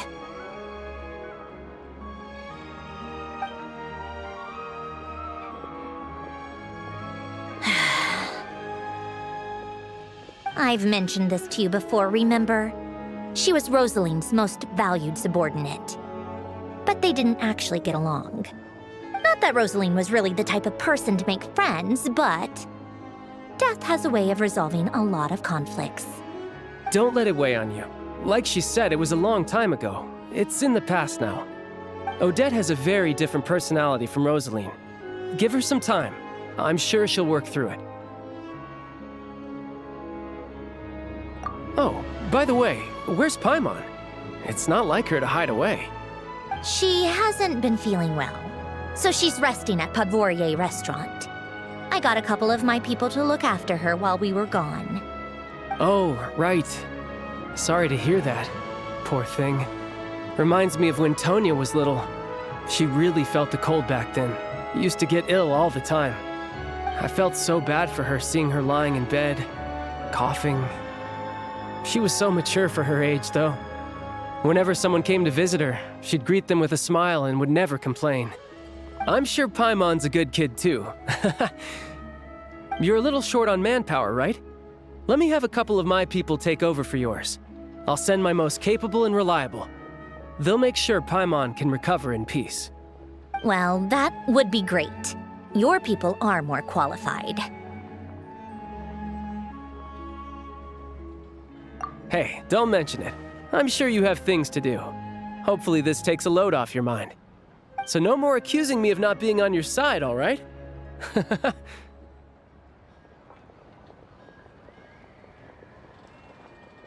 Already? That was quick.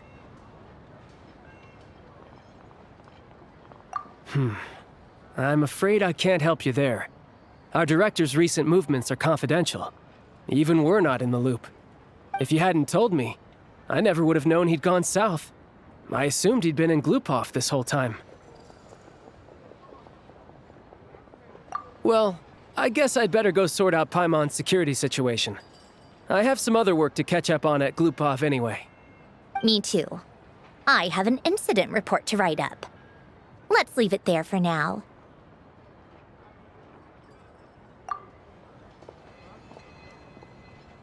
I guess everyone's in a difficult position. But Tartaglia's right. I have things to do. Things I want to do, and things I ought to do. To start with, I should go ask Alosha if he knows of any way to help Sviatla Ledovka.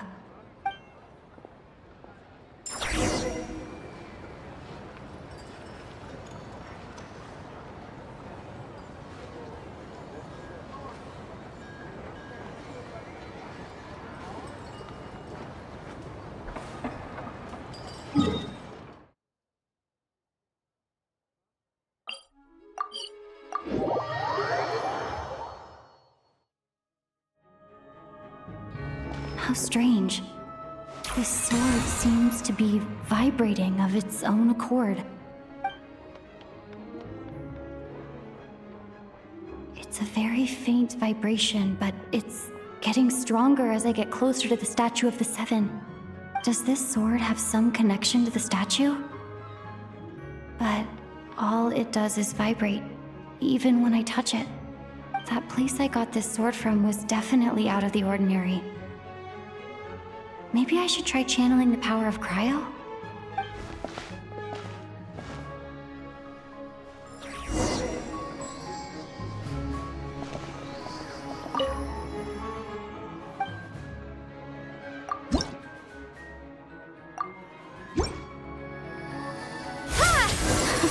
It worked!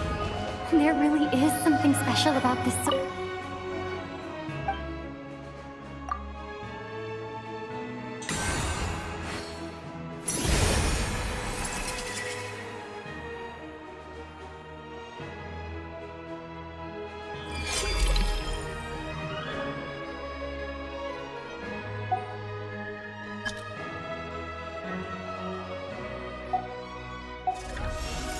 I don't really understand what just happened, but I'm pretty sure the sword just got a little more powerful.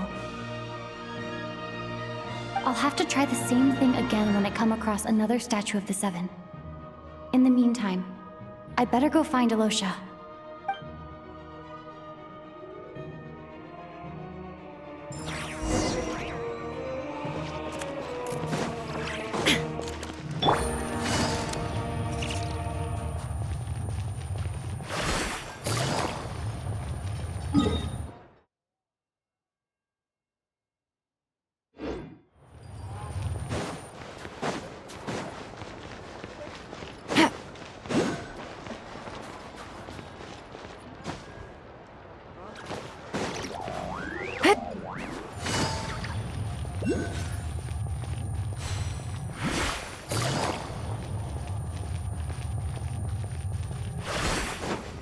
Take it easy. Take it easy.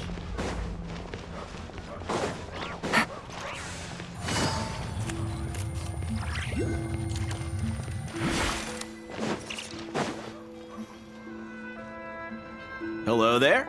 How can I help? Ah, sure thing. Give me a second. I'll go fetch him for you.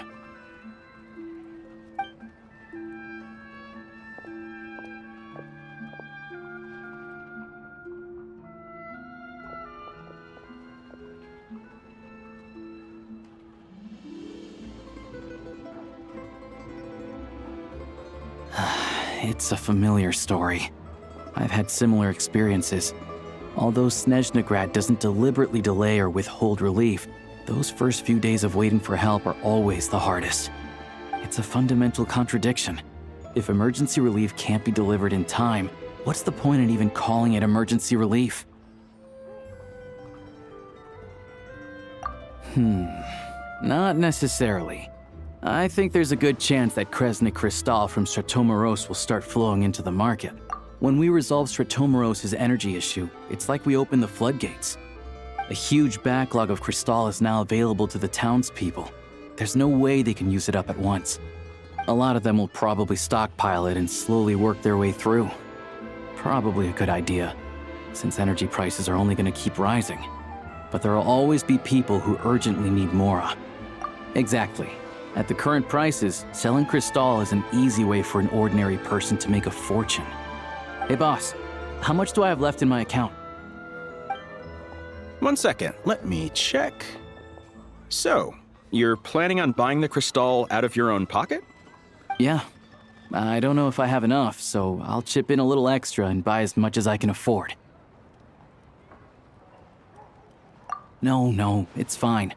You're new to Snezhnaya, and you have your own living expenses to worry about. Besides, you're already providing the train. Here's your Mora. See what you can find at the market. But I doubt there'll be much Crystal left. Yeah, well, can't hurt to take a look. Let's see. Huh?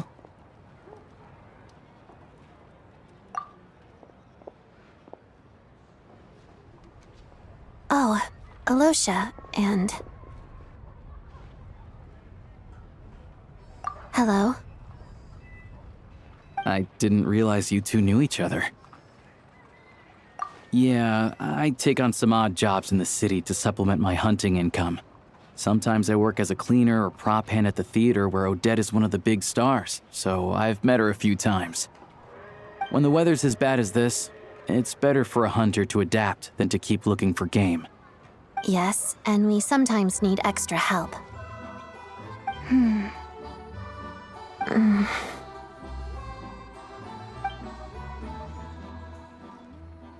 Wait, why is the atmosphere so awkward? I thought things went pretty smoothly in Svietla Lidovka. So, what brings you here, Miss Odette? Looking for some new props? No. After I got back to the theater, I couldn't stop thinking about the situation in Svietlolaidovka. It bothered me so much I couldn't focus on my dancing. So I decided I'd come here and see if there's anything I can do.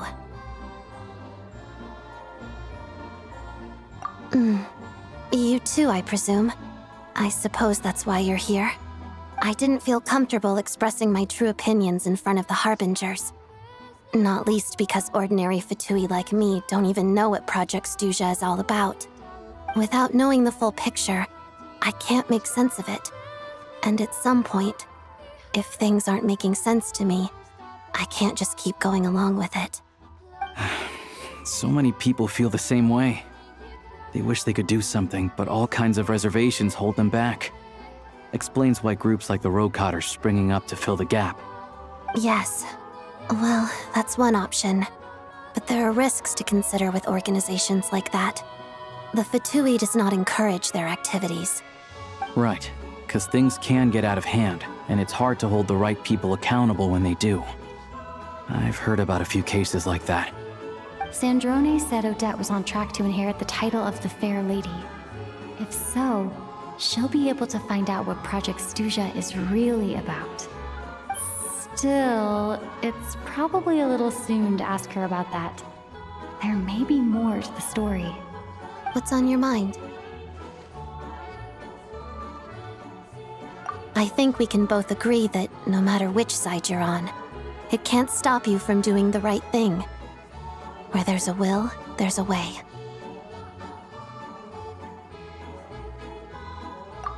I know what Rosaline did while she was abroad. You made the right decision, so no hard feelings. So, what's your plan? Oh, we were gonna buy some crystal. I heard there's some on the market right now. Funny. I had the same idea. In that case, let me pay. I can claim it back as mission expenses. The real issue here is that government relief is behind schedule.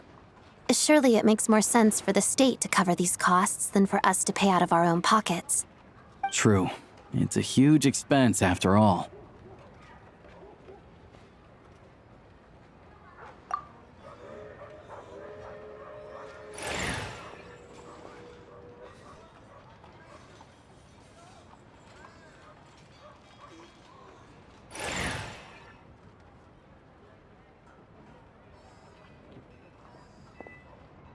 Let me see. I'll take it all, please. And I'll be needing a receipt. Right. Choose mission budget under the expense category, but be sure to specify emergency rescue operation in the description. Otherwise, the normal reimbursement limit will apply. Let's book this train. Regulations say that if we need to transport Kresnik Crystal during Project Stuzha, extra carriages can be added 1 hour before departure.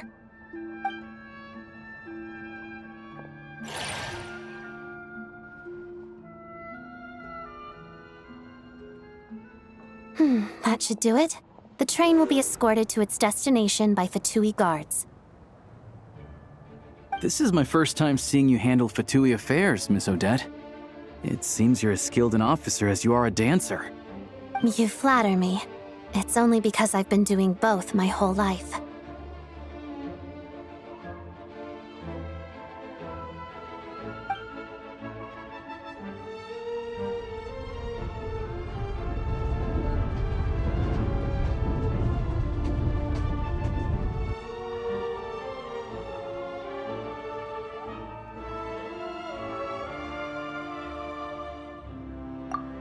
Anyway, I bet you've been non-stop today, am I right? Any idea how Paimon's doing?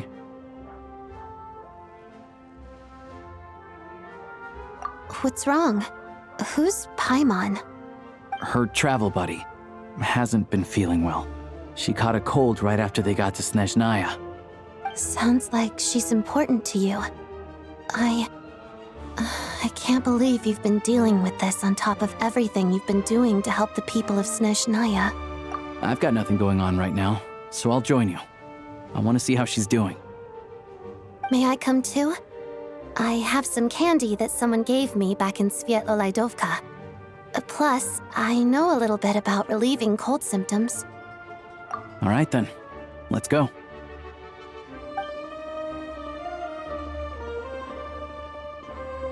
I still don't know what the deal is between these two, but at least the tension seems to have vanished. A good sign, hopefully.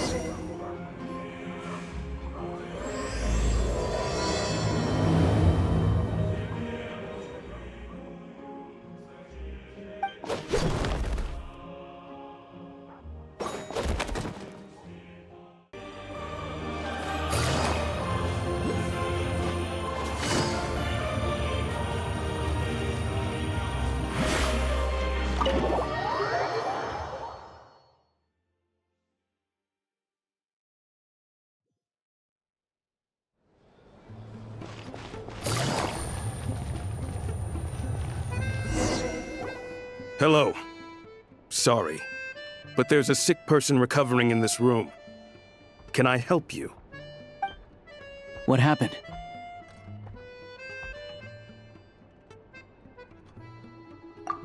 Oh, please, excuse me. Are you the Traveler? Could I take a quick look at your Adventurer Handbook? Master Child said I should verify your identity.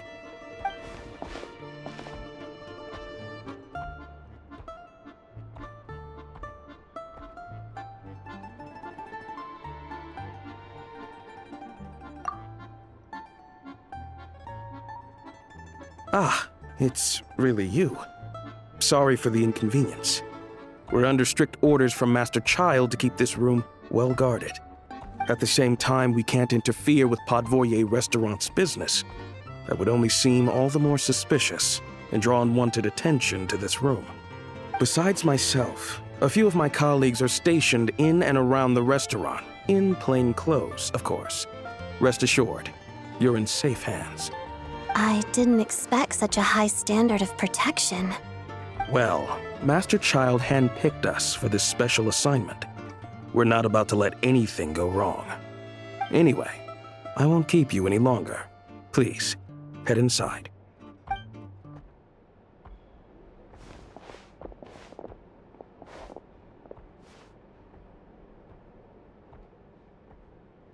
Traveler! Alosha, you're back!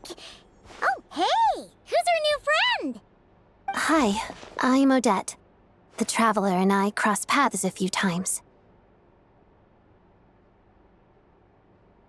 Another friend from the Fatui, huh? You're practically a member yourself by this point. Paimon's definitely on the mend. We should be back to our usual travels in a few days' time. Seems like that doctor was right. It's just... Paimon's limbs are still feeling a little chilly. I have just the thing. Whoa! What Is that a flame inside an ice cube? Wait, is this real ice? How's it not melting? And how does the fire keep on burning? All keen observations. You're right. This is called core ignis. Whenever I've caught a cold in the past, I found I recover much more quickly if I place this by my bed. You're welcome to borrow it. Awesome! Wow! It's so nice and warm! Oh, it's like magic. Your name was Odette, right? How did you two meet again? Looks like she's in pretty good spirits. That's a relief. Any progress with your investigation yet?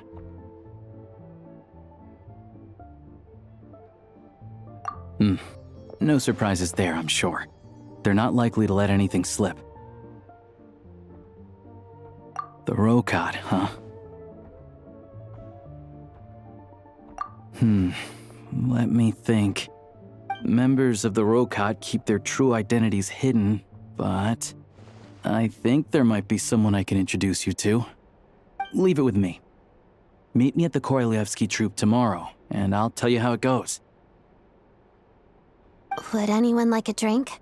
I'm gonna head to the bar. Paimon will have...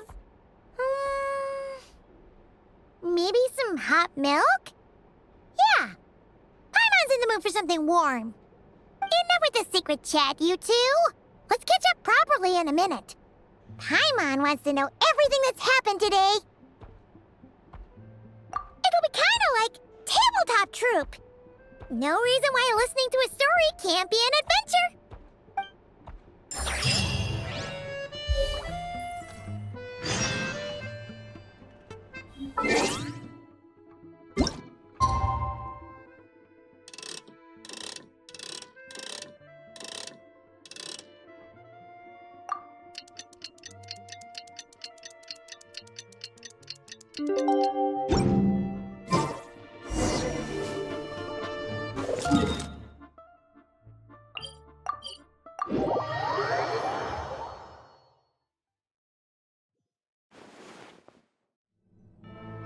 Ah, you made it.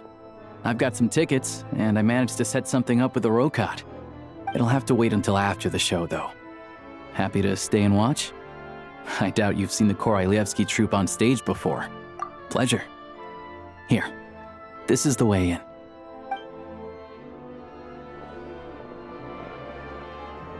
Please present yourself for a routine inspection in accordance with theater regulations. Thank you.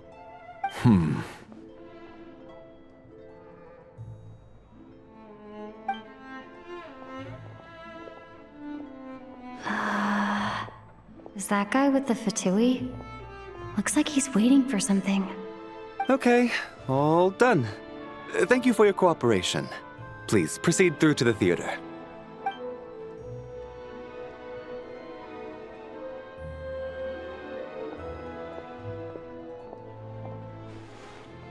What's up? Everything okay? Snezhnaya's business and political leaders are always passing through here, so it makes sense that security's tight. Still, it's a little unusual to see the Fatui's Armory Palace guard here. You saw him, right? The guy right at the back. Strong, silent type. His name's Valeri. He's part of the Special Assignments Battalion, but I only ever see him here for one thing. To look for a guy named Mitya. Supposedly a researcher, though he never seems to put much time in at the office. The theater is one of his favorite places to hang out when he's playing hooky from work. But that's not for us to worry about. Let's go. The show's about to start.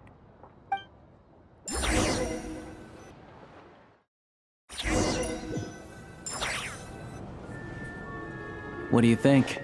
Pretty impressive, huh?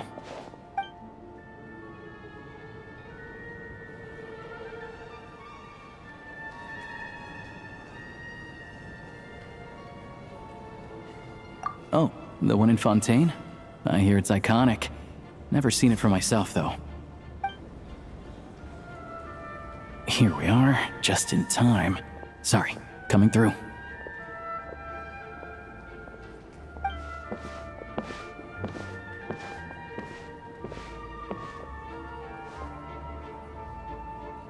Ugh. If you're gonna show up late, keep your mouth shut.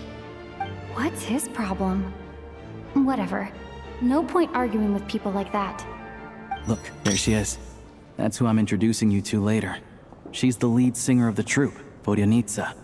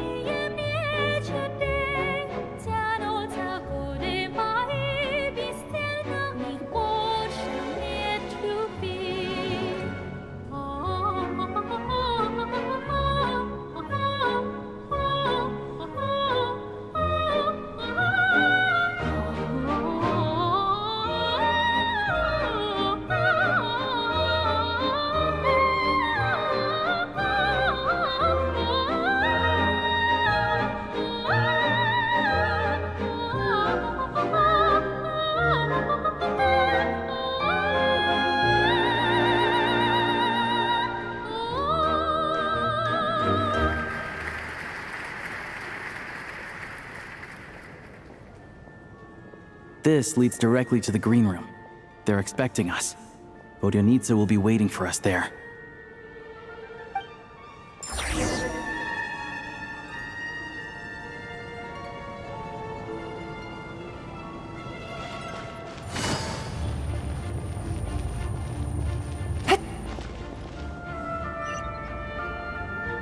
Take it easy.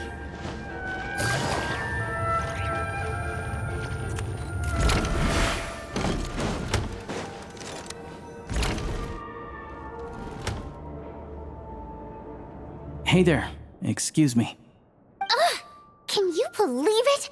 I am so mad right now. Come in. Oh, it's you two.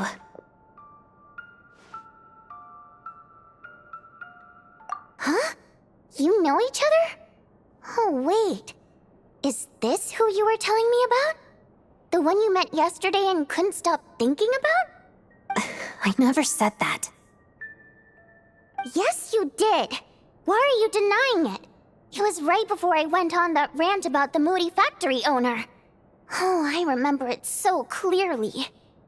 Might I ask what brings you two here? Oh, I just brought her here to see the show. And when it finished, she was full of praise for Vodyanitsa's performance. So I thought I'd try my luck, see if we could get the chance to chat for a bit. Maybe get an autograph? You work here.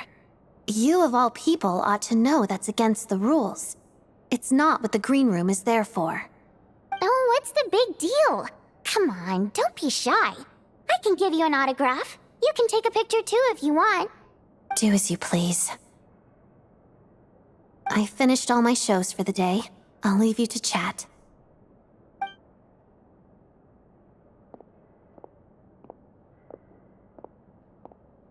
I wasn't making that stuff up, you know.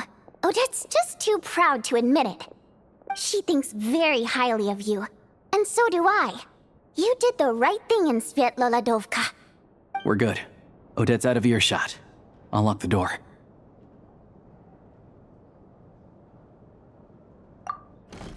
Confidentiality, of course. The Rokat is very strict on that. Whoa, Alosia! Not out loud! Not with an outsider here! Relax, I've taken care of it. Look at this. The President's reply sent this morning. Wait, so she's been approved to join?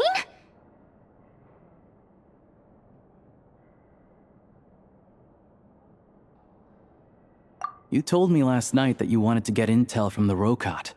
Unfortunately, Rokat intel is only available to members. But ever since you set foot in Snezhnaya, we've been working together. I've seen the way you work, your character, and your motives. Everything about you is perfectly in alignment with what we're trying to achieve in the Rokat. So I figured I might as well cut to the chase. I wrote a letter to the president explaining your situation, including just the right amount of detail. His approval came very quickly. Of course, it's still your decision whether you want to join or not.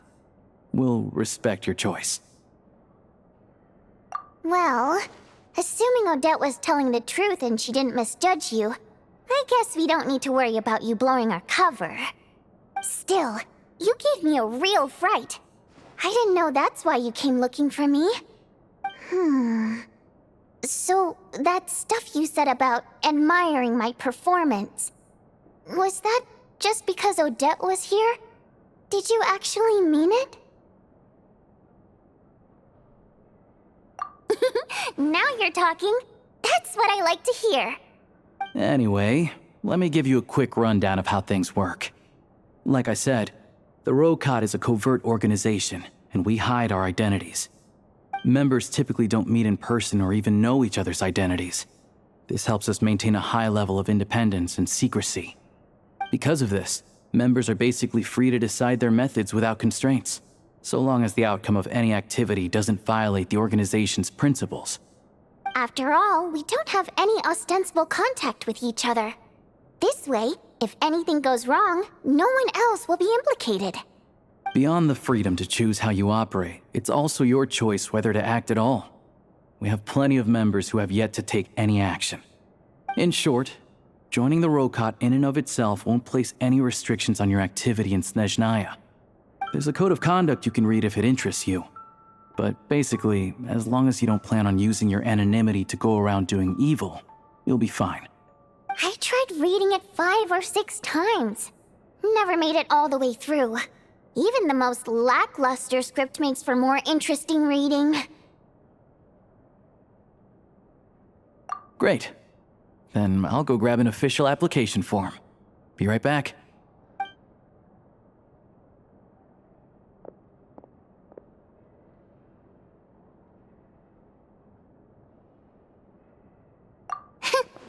Well, Alosha has this pet dog, you see.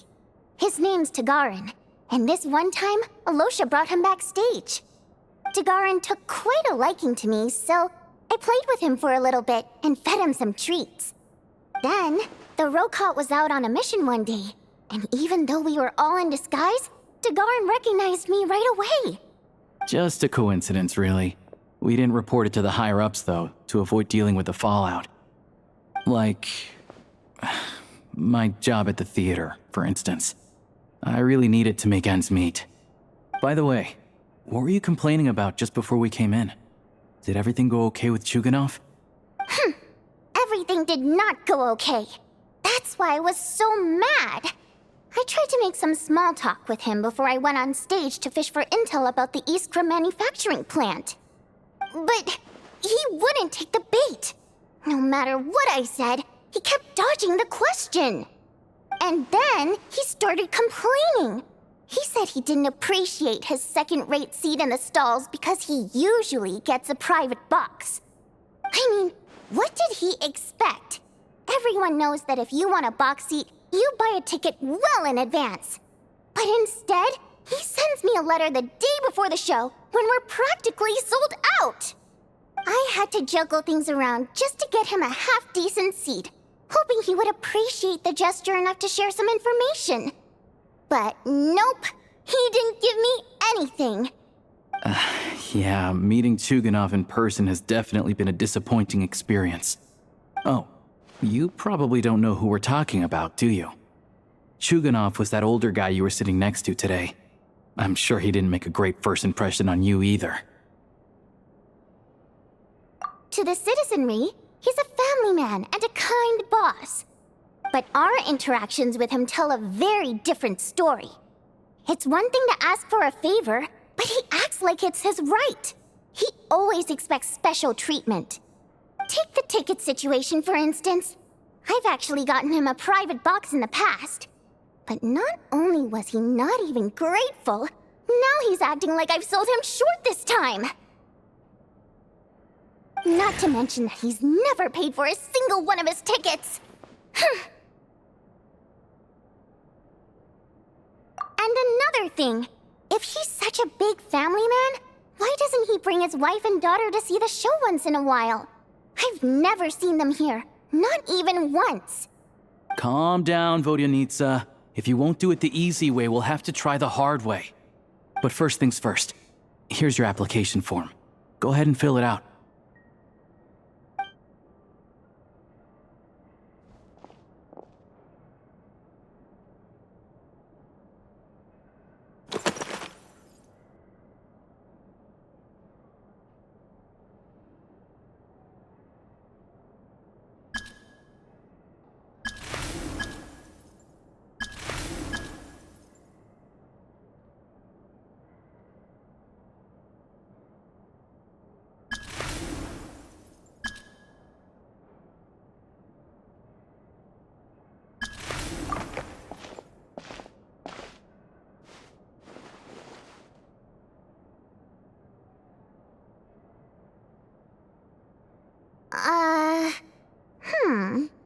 Looks like I'll need to make a few little tweaks here and there. But other than that, you're good to go. We'll hold on to this for you. Alright. Now that we're officially Rokot comrades, I can tell you. Chukhanov is the target of our current operation. Recently, we've done some recon work at the Iskra manufacturing plant, which pretty much confirmed that their energy consumption is way beyond the legal limit. All we need now is some direct evidence to present to the Vetcha, so we can demand that they shut the plant down. That way, the Kresnik Crystal can be allocated to where it's needed most. I was hoping he might let slip during one of our chats, but he's too tight-lipped. We'll have to find another way. I'm meeting another regular theater-goer tonight, Mitya. But Valeri's here too, and he's probably looking for Mitya, so he may end up being a no-show. Don't you worry. He must know how to dodge Valeri, or he wouldn't be showing up on time for every performance. Mitya is a renowned energy expert. Although we can't get any direct evidence of the excessive energy consumption at the plant, we can accidentally let the information slip to him. The authorities should take someone like him seriously. So if he starts raising questions about energy use at the Iskra manufacturing plant, there will be a proper investigation. Also, we're not allowed on site, but he has clearance. So all we need is his cooperation. Yeah, so that's the other thing we're trying to figure out. Though I think we're far less likely to make any progress on that front. Still, I hear that Mitya is a bit of a chatterbox. So, who knows? Maybe if we catch him in the right mood, he'll let something slip. What do you think? Sound like something worth your time?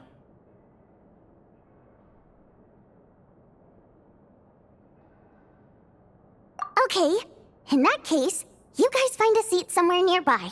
Pretend you're a couple of buddies there to eat, and keep your ears peeled for useful information. He's a huge fan, so I doubt he'll have his guard up around me. But you two need to be convincing. If he suspects anything at all, he might stop talking. Sure. Don't worry. We'll make a believable pair of buddies.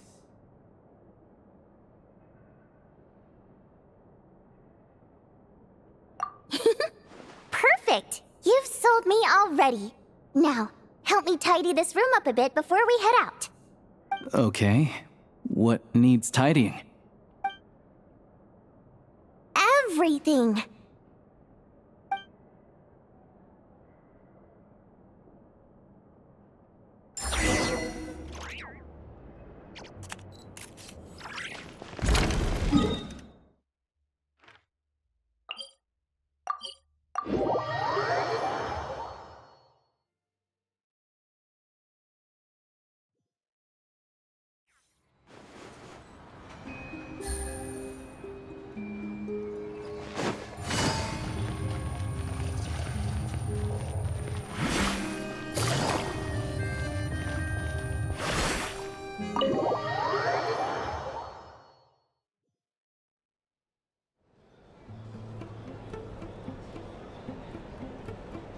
We come here often, so we shouldn't stand out. Let's sit here. Now, it's up to Vodyanitsa. Let's see how the conversation goes.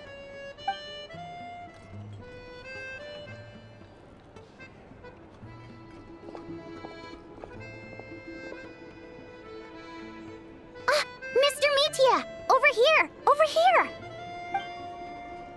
Oh, sorry. I got a little held up on my way here. Now we have even less time than we planned.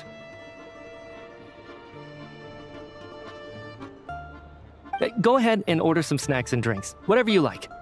Let me see. According to my schedule, we still have 25 minutes left. You're really pressed for time today, huh? I was imagining this would be a leisurely chat. If you'd prefer, we can always reschedule for another afternoon when you have more time. No need. Getting to meet the lead singer is a very precious opportunity for me. I'm not about to pass it up. I've already had to decline your invitation several times because our schedules rarely align. If I don't grab this chance while it's here, who knows when the next one will come around? Well, it's very kind of you to make time just for me.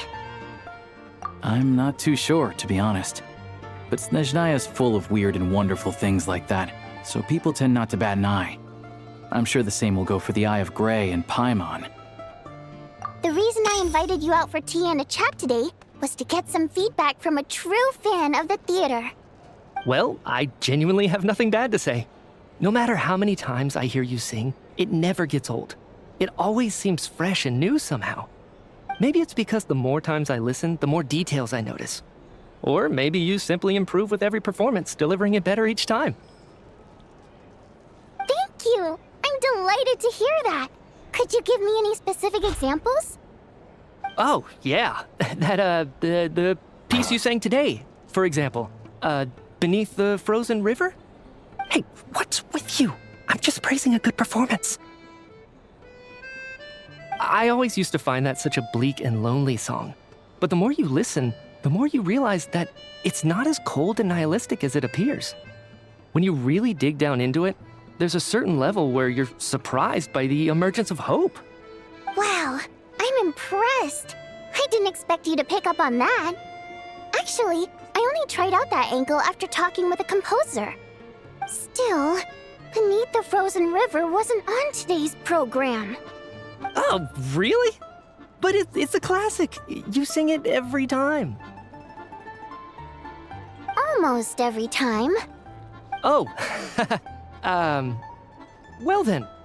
Let me say a few words about that other all-time classic, Flying in the Wind from the Mountain Sparrow.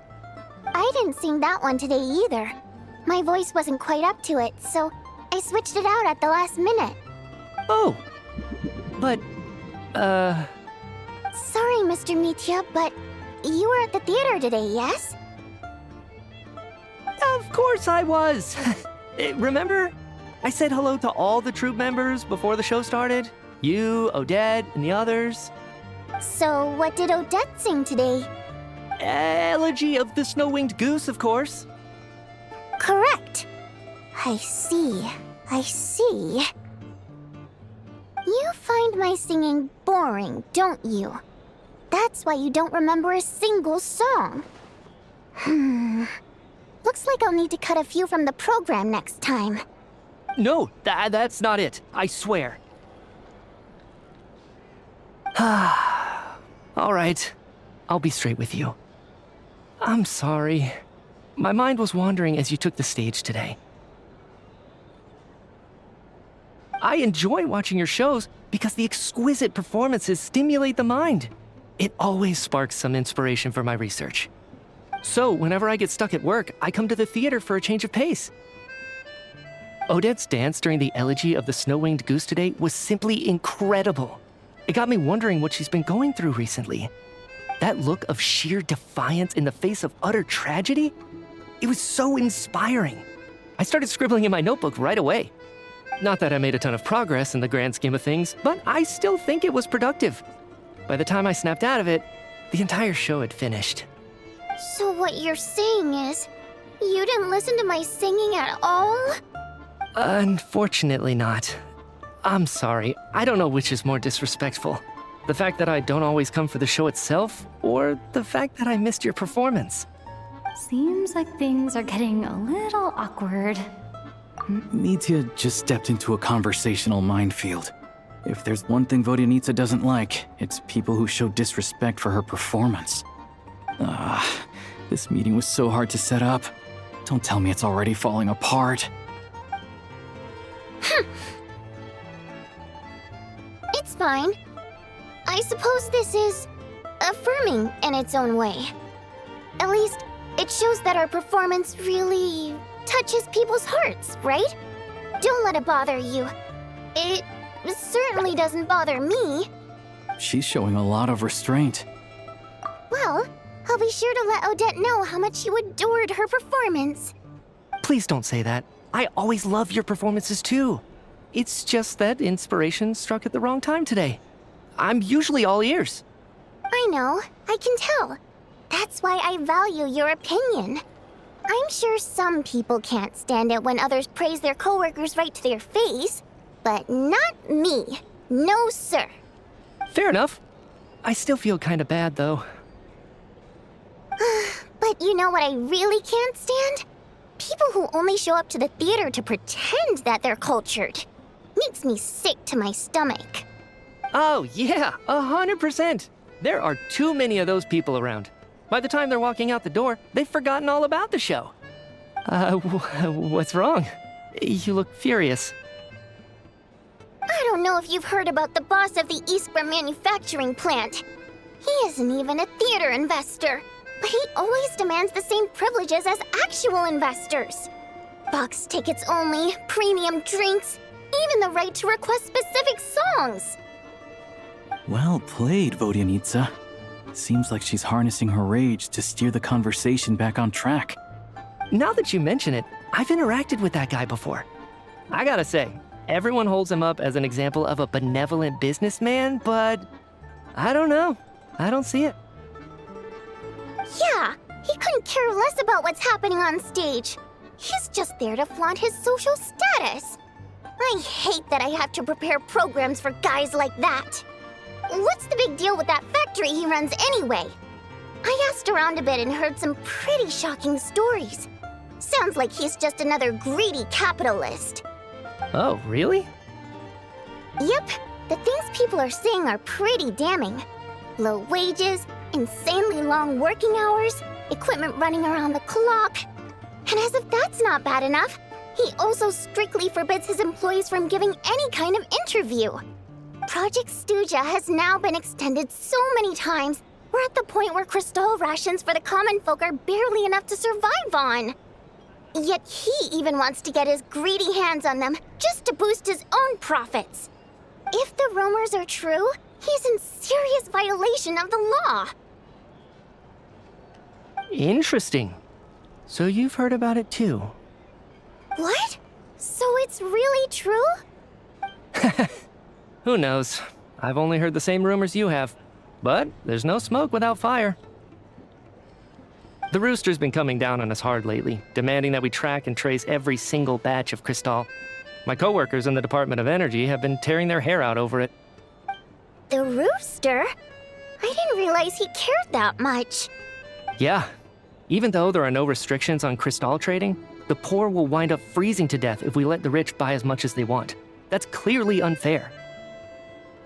Looks like we'll need to arrange an investigation into the Iskra manufacturing plant as soon as possible. I never knew you kept up with current affairs beyond the theater, Miss Vodyanitsa. You really have a heart for the common person. Most Fae in your position have long been indifferent to the plight of humans.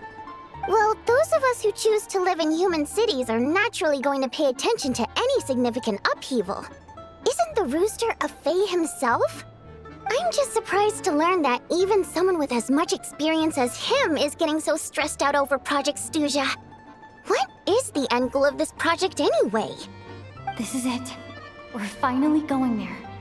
I'm sure Mitya can sense on some level that she's fishing for information. But since their conversation is so relaxed, he might just let something slip. It's stressing me out too. If I'd only made better progress with my research, things wouldn't have dragged on this long. Oh, so your work is related to Project Stuja? That's right. The Armory Palace needs a brand new energy source. Not the power of the Light Realm, and not elemental energy. Right now, the only thing that meets the requirements is the power contained within stellar linchpins. But harnessing that power is costly. Each step of the process requires enormous amounts of Kresnik crystal, from extraction to quantification to attempts at conversion. Progress has been painfully slow, and the team is getting burned out as time goes by. Sometimes, I see people staring into space as if in a trance. Could it be that this new energy source has side effects? No, it doesn't affect us, because the energy is used for... Okay, I got it. Stop choking me. Sorry, I can't talk about that. I think we're all just exhausted. We've been working ourselves to the bone for so long with so little progress to show for it. It's no wonder people are struggling to stay motivated. Seems like I owe you an apology. I shouldn't have gotten so mad at you for not paying attention during the show.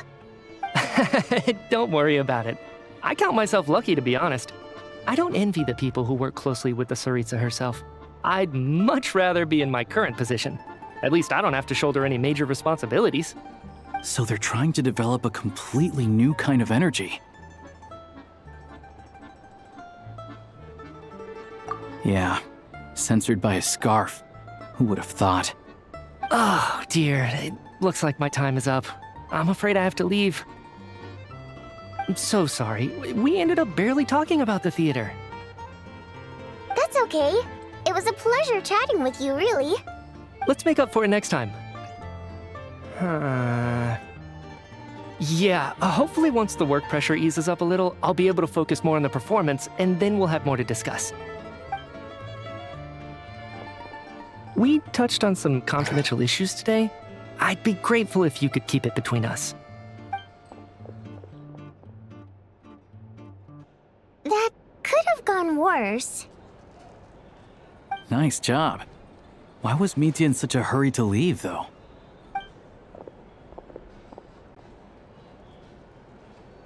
Sorry, routine inspection.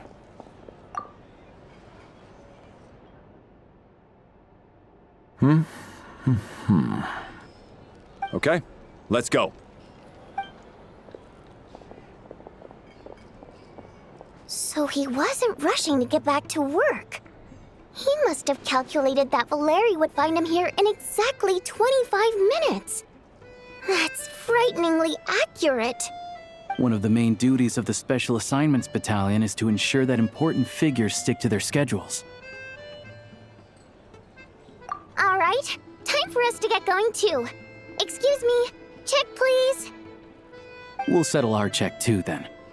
Oh, hello there. Mr. Mitya paid the check before leaving. He also asked me to pass on a message. He said it was an honor to share his tea break with Miss Vodyanitsa and her two friends. Wait. So he knew we were here all along? This raises a lot of questions. Did he deliberately mention the new energy source so that we'd overhear it? Maybe his work isn't confidential after all. Maybe the key here is the purpose of this new energy. I guess that's the next thing to look into.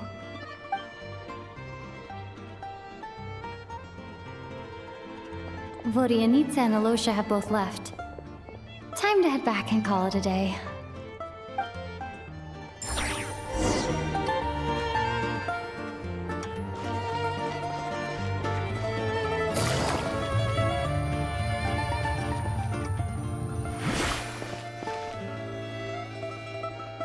You're back! You're pretty early today.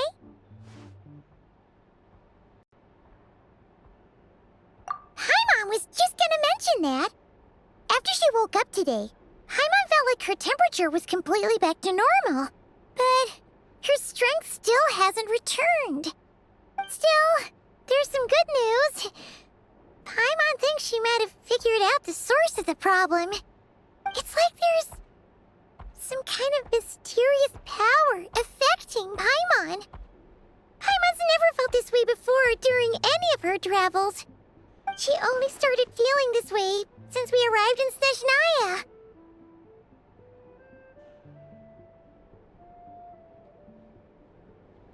That's right. The Armory Palace needs a brand new energy source. Could that have something to do with this? What is it? You're making that face again. You know, the one you get whenever you have a light bulb moment?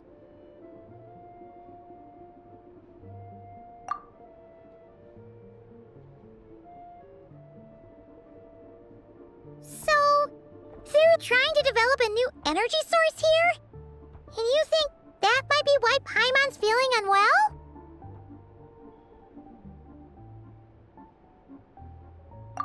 Well, Mijian denied that the energy they're researching has any side effects. Although, he did say that people working on the project have been having issues with their concentration and short-term memory.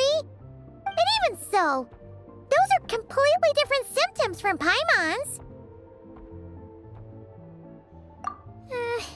It's pretty faint, so it's kind of hard to tell.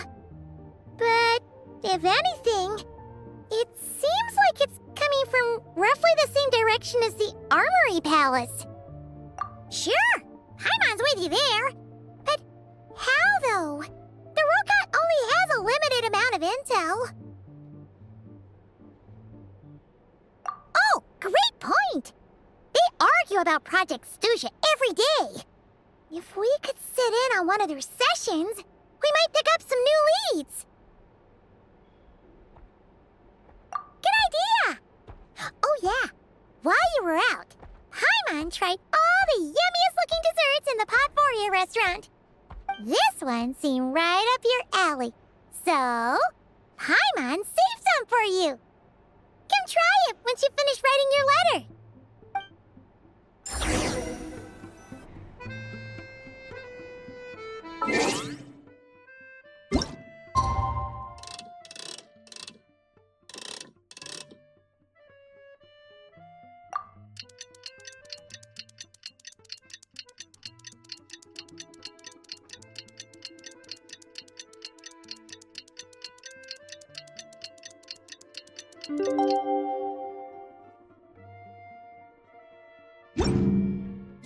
Navigating the world. Alosha replied. He said...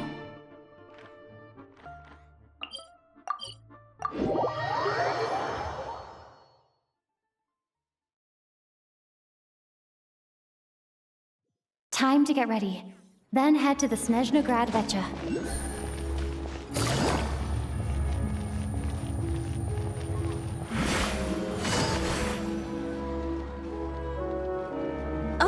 Miss Vodyanitsa, prima donna of the Korolievsky troupe. What a surprise meeting you here. Will you be sitting in on a session of the Vetcha? Sorry, I'm not taking interviews today. Oh good, you're here. The session's about to begin. Let's get inside. Please wait, Miss Vodyanitsa. Could you introduce me to your new friend?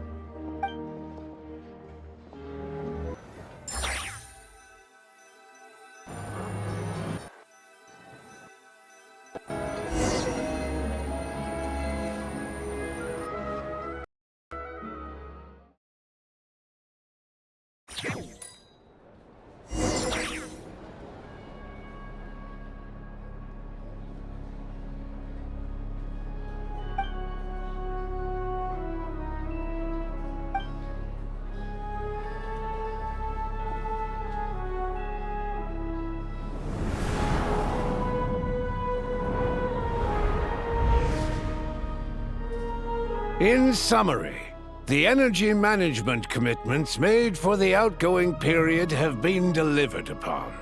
Furthermore, both the production and consumption of Kresnik Crystal show clear signs of stabilizing.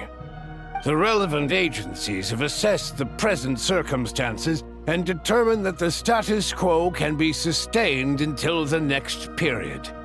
For detailed statistics, I would refer you to the industry reports that have been distributed to all persons present.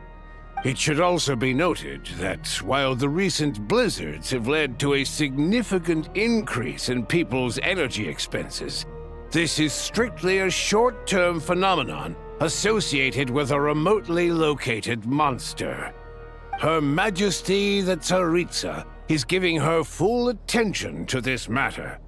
we should have every confidence that it will be dealt with swiftly and conclusively. A financial report on disaster relief is also present in this report, courtesy of Pantalone. They cover the same old ground every single time.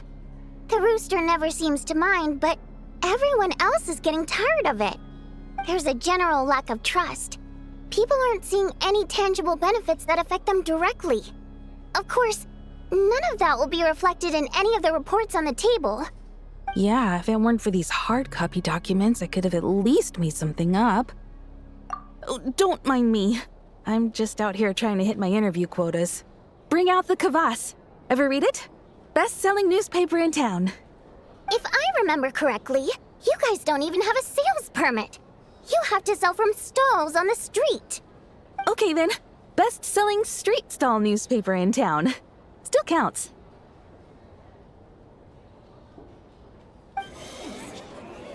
Order! We will now open the floor to the representatives. If there are no further substantive issues to discuss, we will then proceed to a vote on this motion. Snezhnaya has a long tradition of treating members of the Fatui armed forces and their dependents favorably. But recent surveys shows that Fatui families in remote areas have access to 15% less crystal than the average civilian family in Snezhnograd. It's been said many times before, but it bears repeating now. There needs to be a clear and consistent rationale behind how crystal is allocated, or we will soon face immense public backlash. Perhaps you wouldn't need to keep repeating yourself if you would hear me out for once. I say again, true consistency exists only in principle. In the real world, fairness is relative. You appear to treat resource allocation as a simple function of production and population. So what about when the equipment used in production breaks down? Have you factored that into your equation? And do you even know how long it's been since Snezhnaya last conducted a census?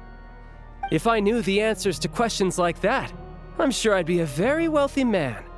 And I doubt I'd be going by child. I'd like to bring the focus back to the specific issue I raised. Or do you wish to deny that favorable treatment for Fatui dependents is our long-standing policy? It's easy to be a critic when there's no accountability. That seems to be a running theme in the anti-Project Stuzha cohort. Defeat the ringleader and all other problems will magically resolve themselves. That's what they seem to think. But in case you aren't aware, not one jot in my report would change whether Project Stuzha continues or not. So you have no intention whatsoever of finding a solution to this problem? On the contrary, I'm the only one here who ever brings solutions. Child opened by speaking up for the armed forces. Regrator struck back with style and a war of words ensued.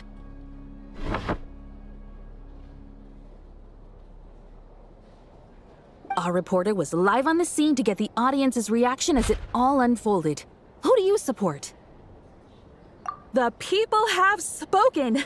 Child received raucous applause from the crowd as he pushed Regrator onto his back foot with a relentless barrage of questions. It had to be seen to be believed. Now you see why they don't have a sales permit.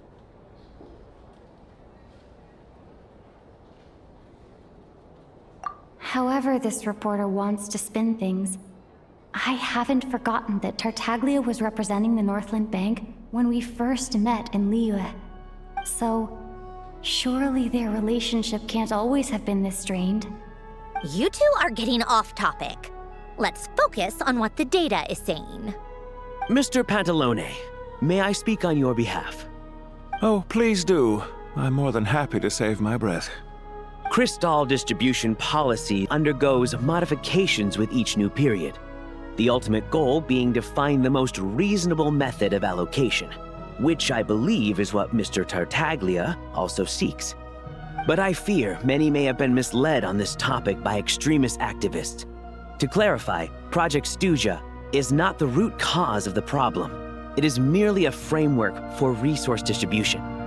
The most recent reports all point to Snezhnaya's resilience and adaptability during this period of fine-tuning, and give clear indications that a distribution framework is improving with each iteration. To make drastic adjustments without first considering the risks would likely do more harm than good. It would be a waste of the hard-won experience we've gained to date. Renowned scholar of finance, Arapov spoke up to clarify the fiscal logic, clearly alluding to social organizations like the Rokot in his words.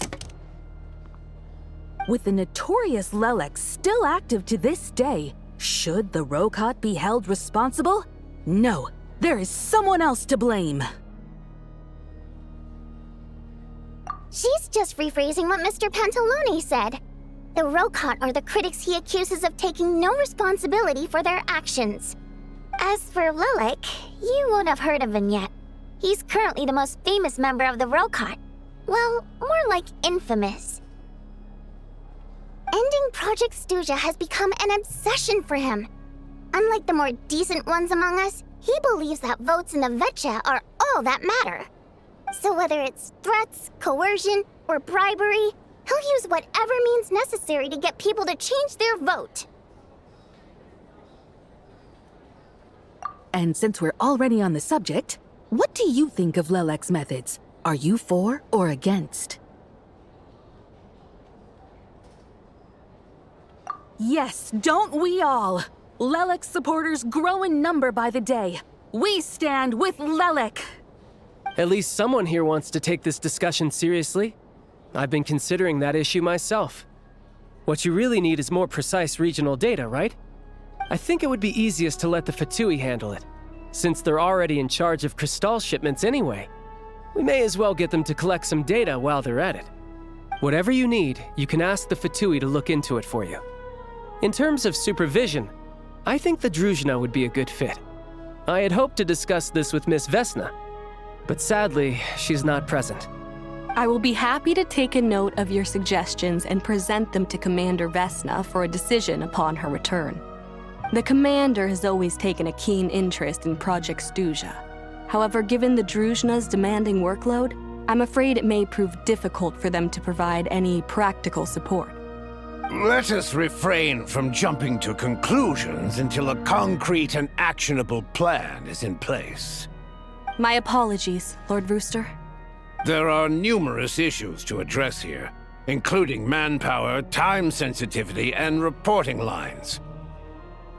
Nevertheless, I support drafting a proposal. Follow the usual procedure, and it can be raised as a new motion for all parties to evaluate at the appropriate time. In that case, I'd like to share one thought before the proposal is drafted. The issue of time sensitivity was raised just now, which I presume relates to the official reports. In fact, the Energy Commission already collects regular statistics on each urban center and its surrounding area. Would these be of any use? That's a good idea. I read every issue of Svietloslaidovka's report, and although my focus is mostly on the section about equipment operation, the energy consumption statistics also yield a lot of insights. Be that as it may, does no one see an issue with using local data to determine Crystal quotas? In the long term, it seems like a very risky solution. Not if they are used purely for reference.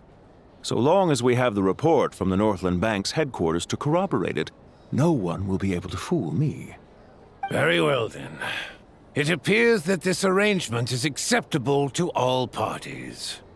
Yeah, sounds good to me. The members reached a provisional consensus on the issue of improving treatment for Fatui soldiers.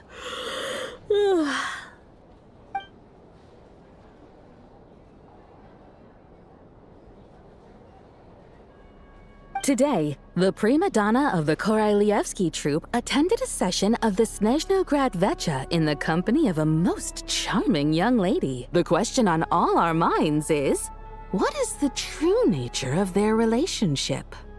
Write anything like that again, and I'm revoking your permission to interview the troupe. Got it?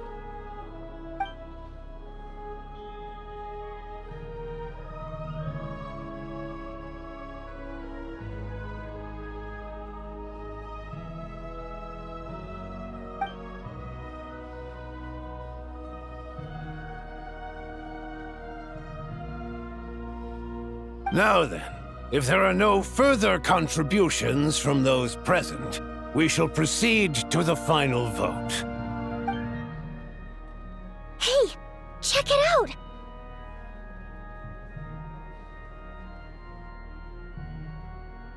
What made him vote against? Why now?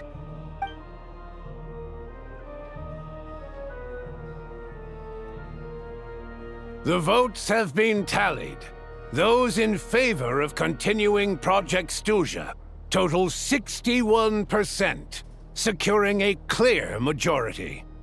That was too close. The margin has shrunk yet again. Chuganov was a huge loss. I'll bet Lelek is behind this. I wonder how Pulcinella will respond this time. Chuganov. I see. Lelek strikes again. Yes. Go, Lelek. Once Project Stuzha is defeated, our unwavering support at Bring Out the Kvass will finally pay off when we make our comeback. I can taste our victory already! In accordance with the result of this vote, Project Stuzha will remain in effect until the next Vetcha period. Finally, may I remind us all, we debate only for the greater glory and solidarity of our nation. May the aurora shine ever on, and the tundra always stand firm. The session is concluded.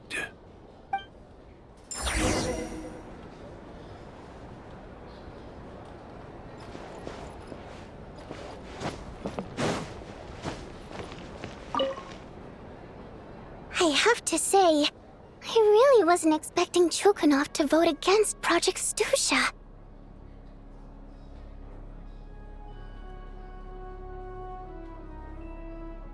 Well, in principle, Snezhnaya's business and political elites ought to be the ones least likely to oppose it. As we heard, Project Stuzha is basically just a resource distribution framework that requires everyone to cut back during the winter. But even if the policy got cancelled, the Tsaritsa's energy needs wouldn't suddenly go down. The extra demand from the public would have to be filled from somewhere. So logically, the factories would have to take the hit.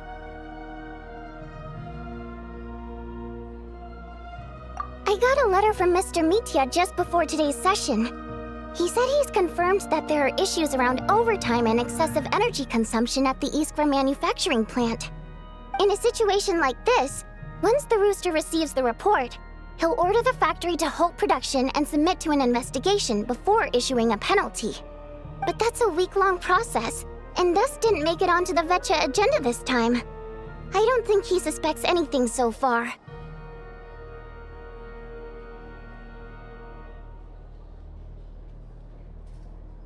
Exactly. And as you know, he's a very selfish person. I was originally gonna try and flip him after he received notice of the official sanctions. My plan was to convince him that the whole thing was completely unfair. Rather than just sit back and take the hit while his factory stopped production, he'd be better off voting to end Project Stuzha. At least that way, no one else would be able to make any money either, because all the factories would suddenly have more limited energy to work with. But now, he's already voted against it, which means someone must have used more forceful means to change his vote, just like with everyone else who flipped. Yeah, no one knows why Lelek is so obsessed with ending Project Stuzha, but by the looks of it, he's inching closer and closer to success. Lelek must have strong motivations, given how he'll stop at nothing to achieve his goal. Maybe he knows the full truth of Project Stuzha. Maybe my next step should be to focus on him. All right. What are your plans for the rest of the day? Shall we head out? Hey, comrade. I noticed you were here during the debate. I didn't take you for a political enthusiast. Greetings, Harbingers. I just happened to have some free time today, and my new friend here thought it might be fun to check out the Vetcha. Ah, Odette must have introduced you. Looks like you two are getting along pretty well. I'll leave you to catch up. I should head back to the troop. Sure. Break a leg and all that.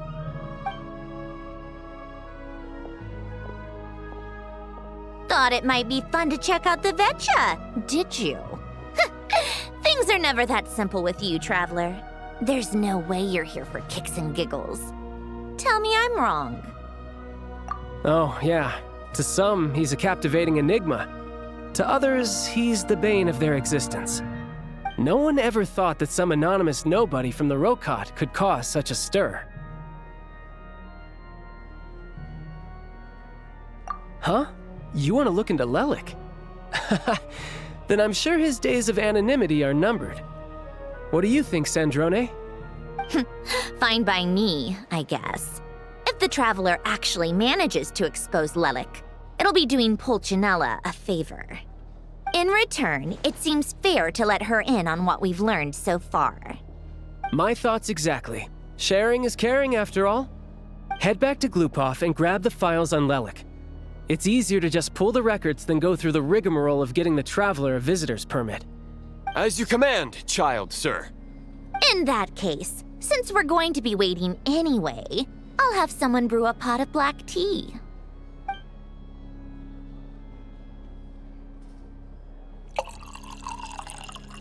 One common thread among the many incidents Lelik has been involved in is that the victims are all too scared to share any real information about him. Clearly, he must have threatened them in some way. His modus operandi is to silently infiltrate the scene and leave a threatening letter behind. But neither the letters nor the crime scenes ever yield any clues to his identity. So all these files have to offer are short statements by the people affected. They don't give us a lot to go on. If nothing else, it shows we're dealing with a trained professional who's versed in counter-surveillance. Yes, and to that point, he often strikes in highly secure locations. The victims are high-ranking and influential people who take their personal security very seriously. Somehow, Lelik slips right into their rooms without making a sound. There's never any eyewitnesses, nor the slightest trace of a break-in. If he can get in and out undetected, it means he can strike without warning. Not that that's ever happened so far, but the thought is enough to scare these people sleepless. It's hard to believe that a human being could pull this off flawlessly every time, so they switched the focus of the investigation to Faye. Unfortunately, no one's found anything yet.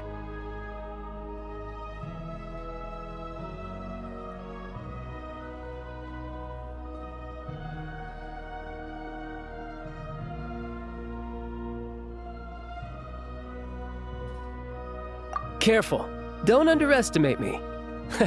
Although truth be told, I'd probably find it hard not to blow my cover. Direct confrontation is more my style. We haven't ruled out the possibility of Lelik being human.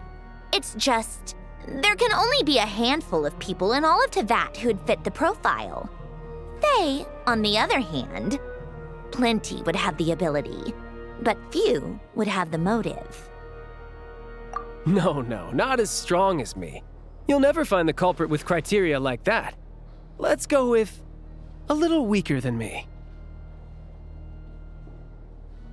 Oh, you hit me right where it hurts. I'll admit, he's strong and meticulous. But can we at least limit this to candidates who have something to do with Snezhnaya? She's just trying to find a reference point. Stop getting fixated on who's stronger than who. But that's the most important thing. In my opinion, anyway.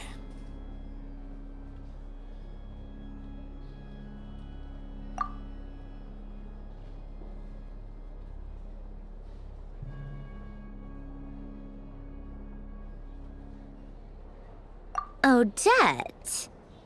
Yeah, that seems about right. Her skills are solid, and she's always calm under pressure. Except she's Fatui, so the likelihood of her working against us is pretty low. But yeah, much more accurate than your previous example, at least. No, wait a moment. Maybe we should interrogate that assumption. What do you mean? Which assumption? Her Fatui identity doesn't necessarily exonerate her. And when you think about it, the Rokot would be precisely what she needs to conceal her identity. Plus, she wouldn't need to be such a pro at covering her tracks. She'd already know where the Fatui will be and when, so she could choose the perfect time to act. Oh, yikes. I was just thinking out loud. Why is this starting to sound like such a convincing theory? Still, what reason could Odette possibly have for trying to call off Project Stuzha? Arlecchino would be the best person to ask. She knows Odette best. Unfortunately, she isn't back yet. Rosaline used to open up to her in private about her struggles with Odette. As I'm sure you can imagine, Arlecchino is quite a lot better with children than Rosaline was. She gave her some tips on how to handle the situation, and Rosaline managed to reach a settlement with Odette before leaving. So I suppose there were at least no lifelong regrets left behind. Beyond that, I don't know the details about that side of things. But I do know that Odette definitely has a motive to hold a grudge against Project Stuzha. The reason being, her father passed away during the early stages of the project. That was back before it had been named Project Stuzha, when things were still being worked out. But in essence, it's remained the same ever since. Huh, the more you know. Rosaline was always so self-centered. I never understood why she started paying so much attention to Odette.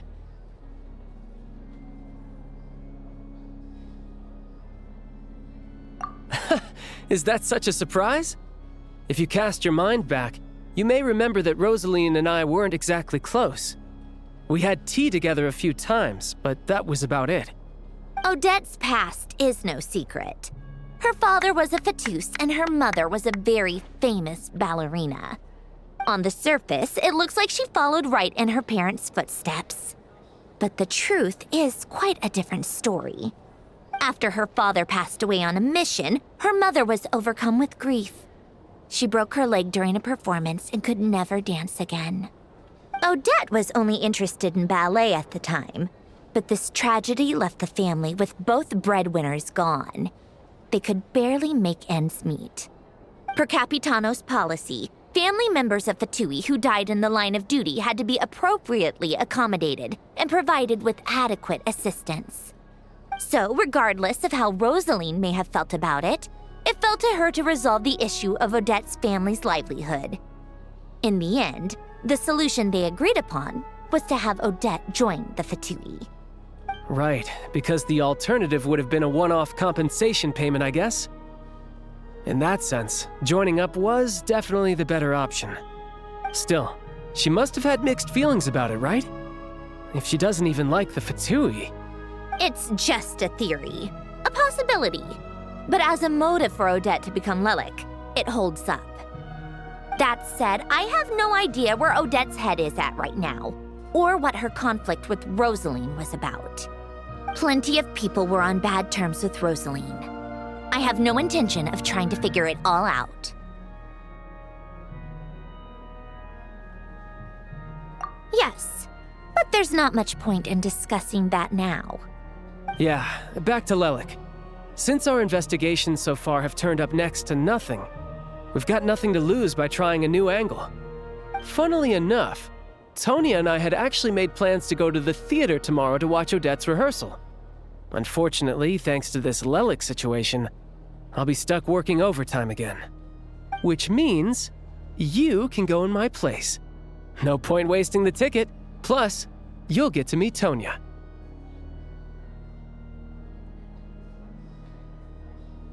Spirit Seeker. Quite the classic ballet. It was passed down through Odette's mother's family for generations, though it hasn't been performed in years. But Odette's been practicing it diligently, and it's finally ready for a return to the stage. Excitement is through the roof. Tickets for the official performance sold out long ago. Tonya's excited for it too. She's desperate to see it no matter what. Personally, it's not really my kind of thing, but since she's my little sister, I had to figure something out. I've actually seen it several times before. The story's pretty straightforward. The lead character follows a trail of clues left behind by a spirit, gradually recovering her memories along the way. It's a tale of love and regret. So not exactly reinventing the wheel, at least by today's standards. But when that classic melody kicks in and the lead character begins to dance, It always gets me. It really is beautiful. Not an easy dance to do justice to, though. I know it's always been Odette's dream to perform this piece, but I'm not sure she's really ready. In that case, I think that even if she is Lelik, we should wait until her performance is over before we respond. I'll let you take it from here, comrade.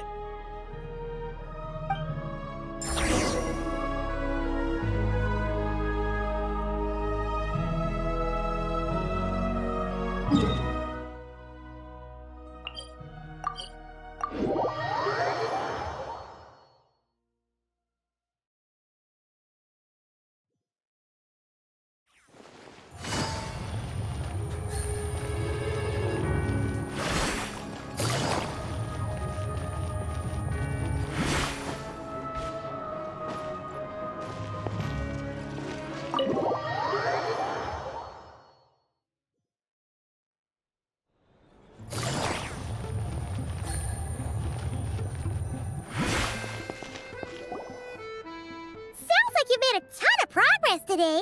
It's good that everything's going so smoothly. Next step is to head back to the theater and get a clear answer from Odette.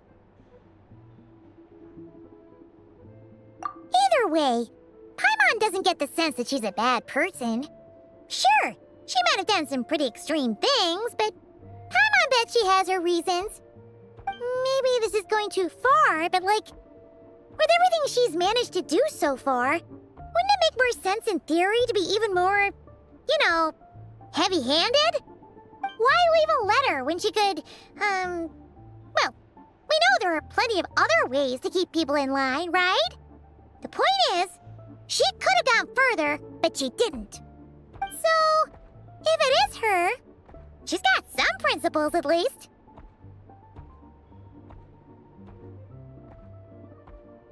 Yeah! Well, all you can do is follow the facts wherever they lead. No change, really. But that thing Paimon told you about yesterday? Paimon feels like she can sense it more clearly now. Hearing you talk about your day makes Paimon itch for an adventure. If only she could be there with you so we could experience it all together. Yeah, I wish you could be there too. I'm not used to adventuring alone. But don't worry, we'll get to the bottom of this. Guess it's just one of those things. Never mind. Paimon will behave herself and keep resting.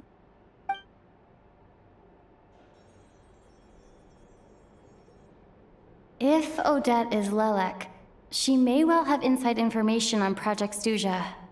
Her father was involved with the project's early implementation and tragically died in the process.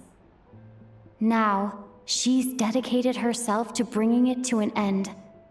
It's hard to imagine she could have gotten this far without knowing anything at all about the Tsaritsa's true intentions.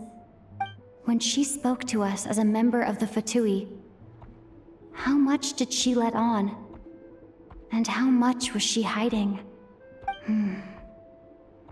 Only time will tell. Maybe tomorrow everything will be answered. Hey look! It's snowing! Could be a tough day ahead. Make sure you wrap up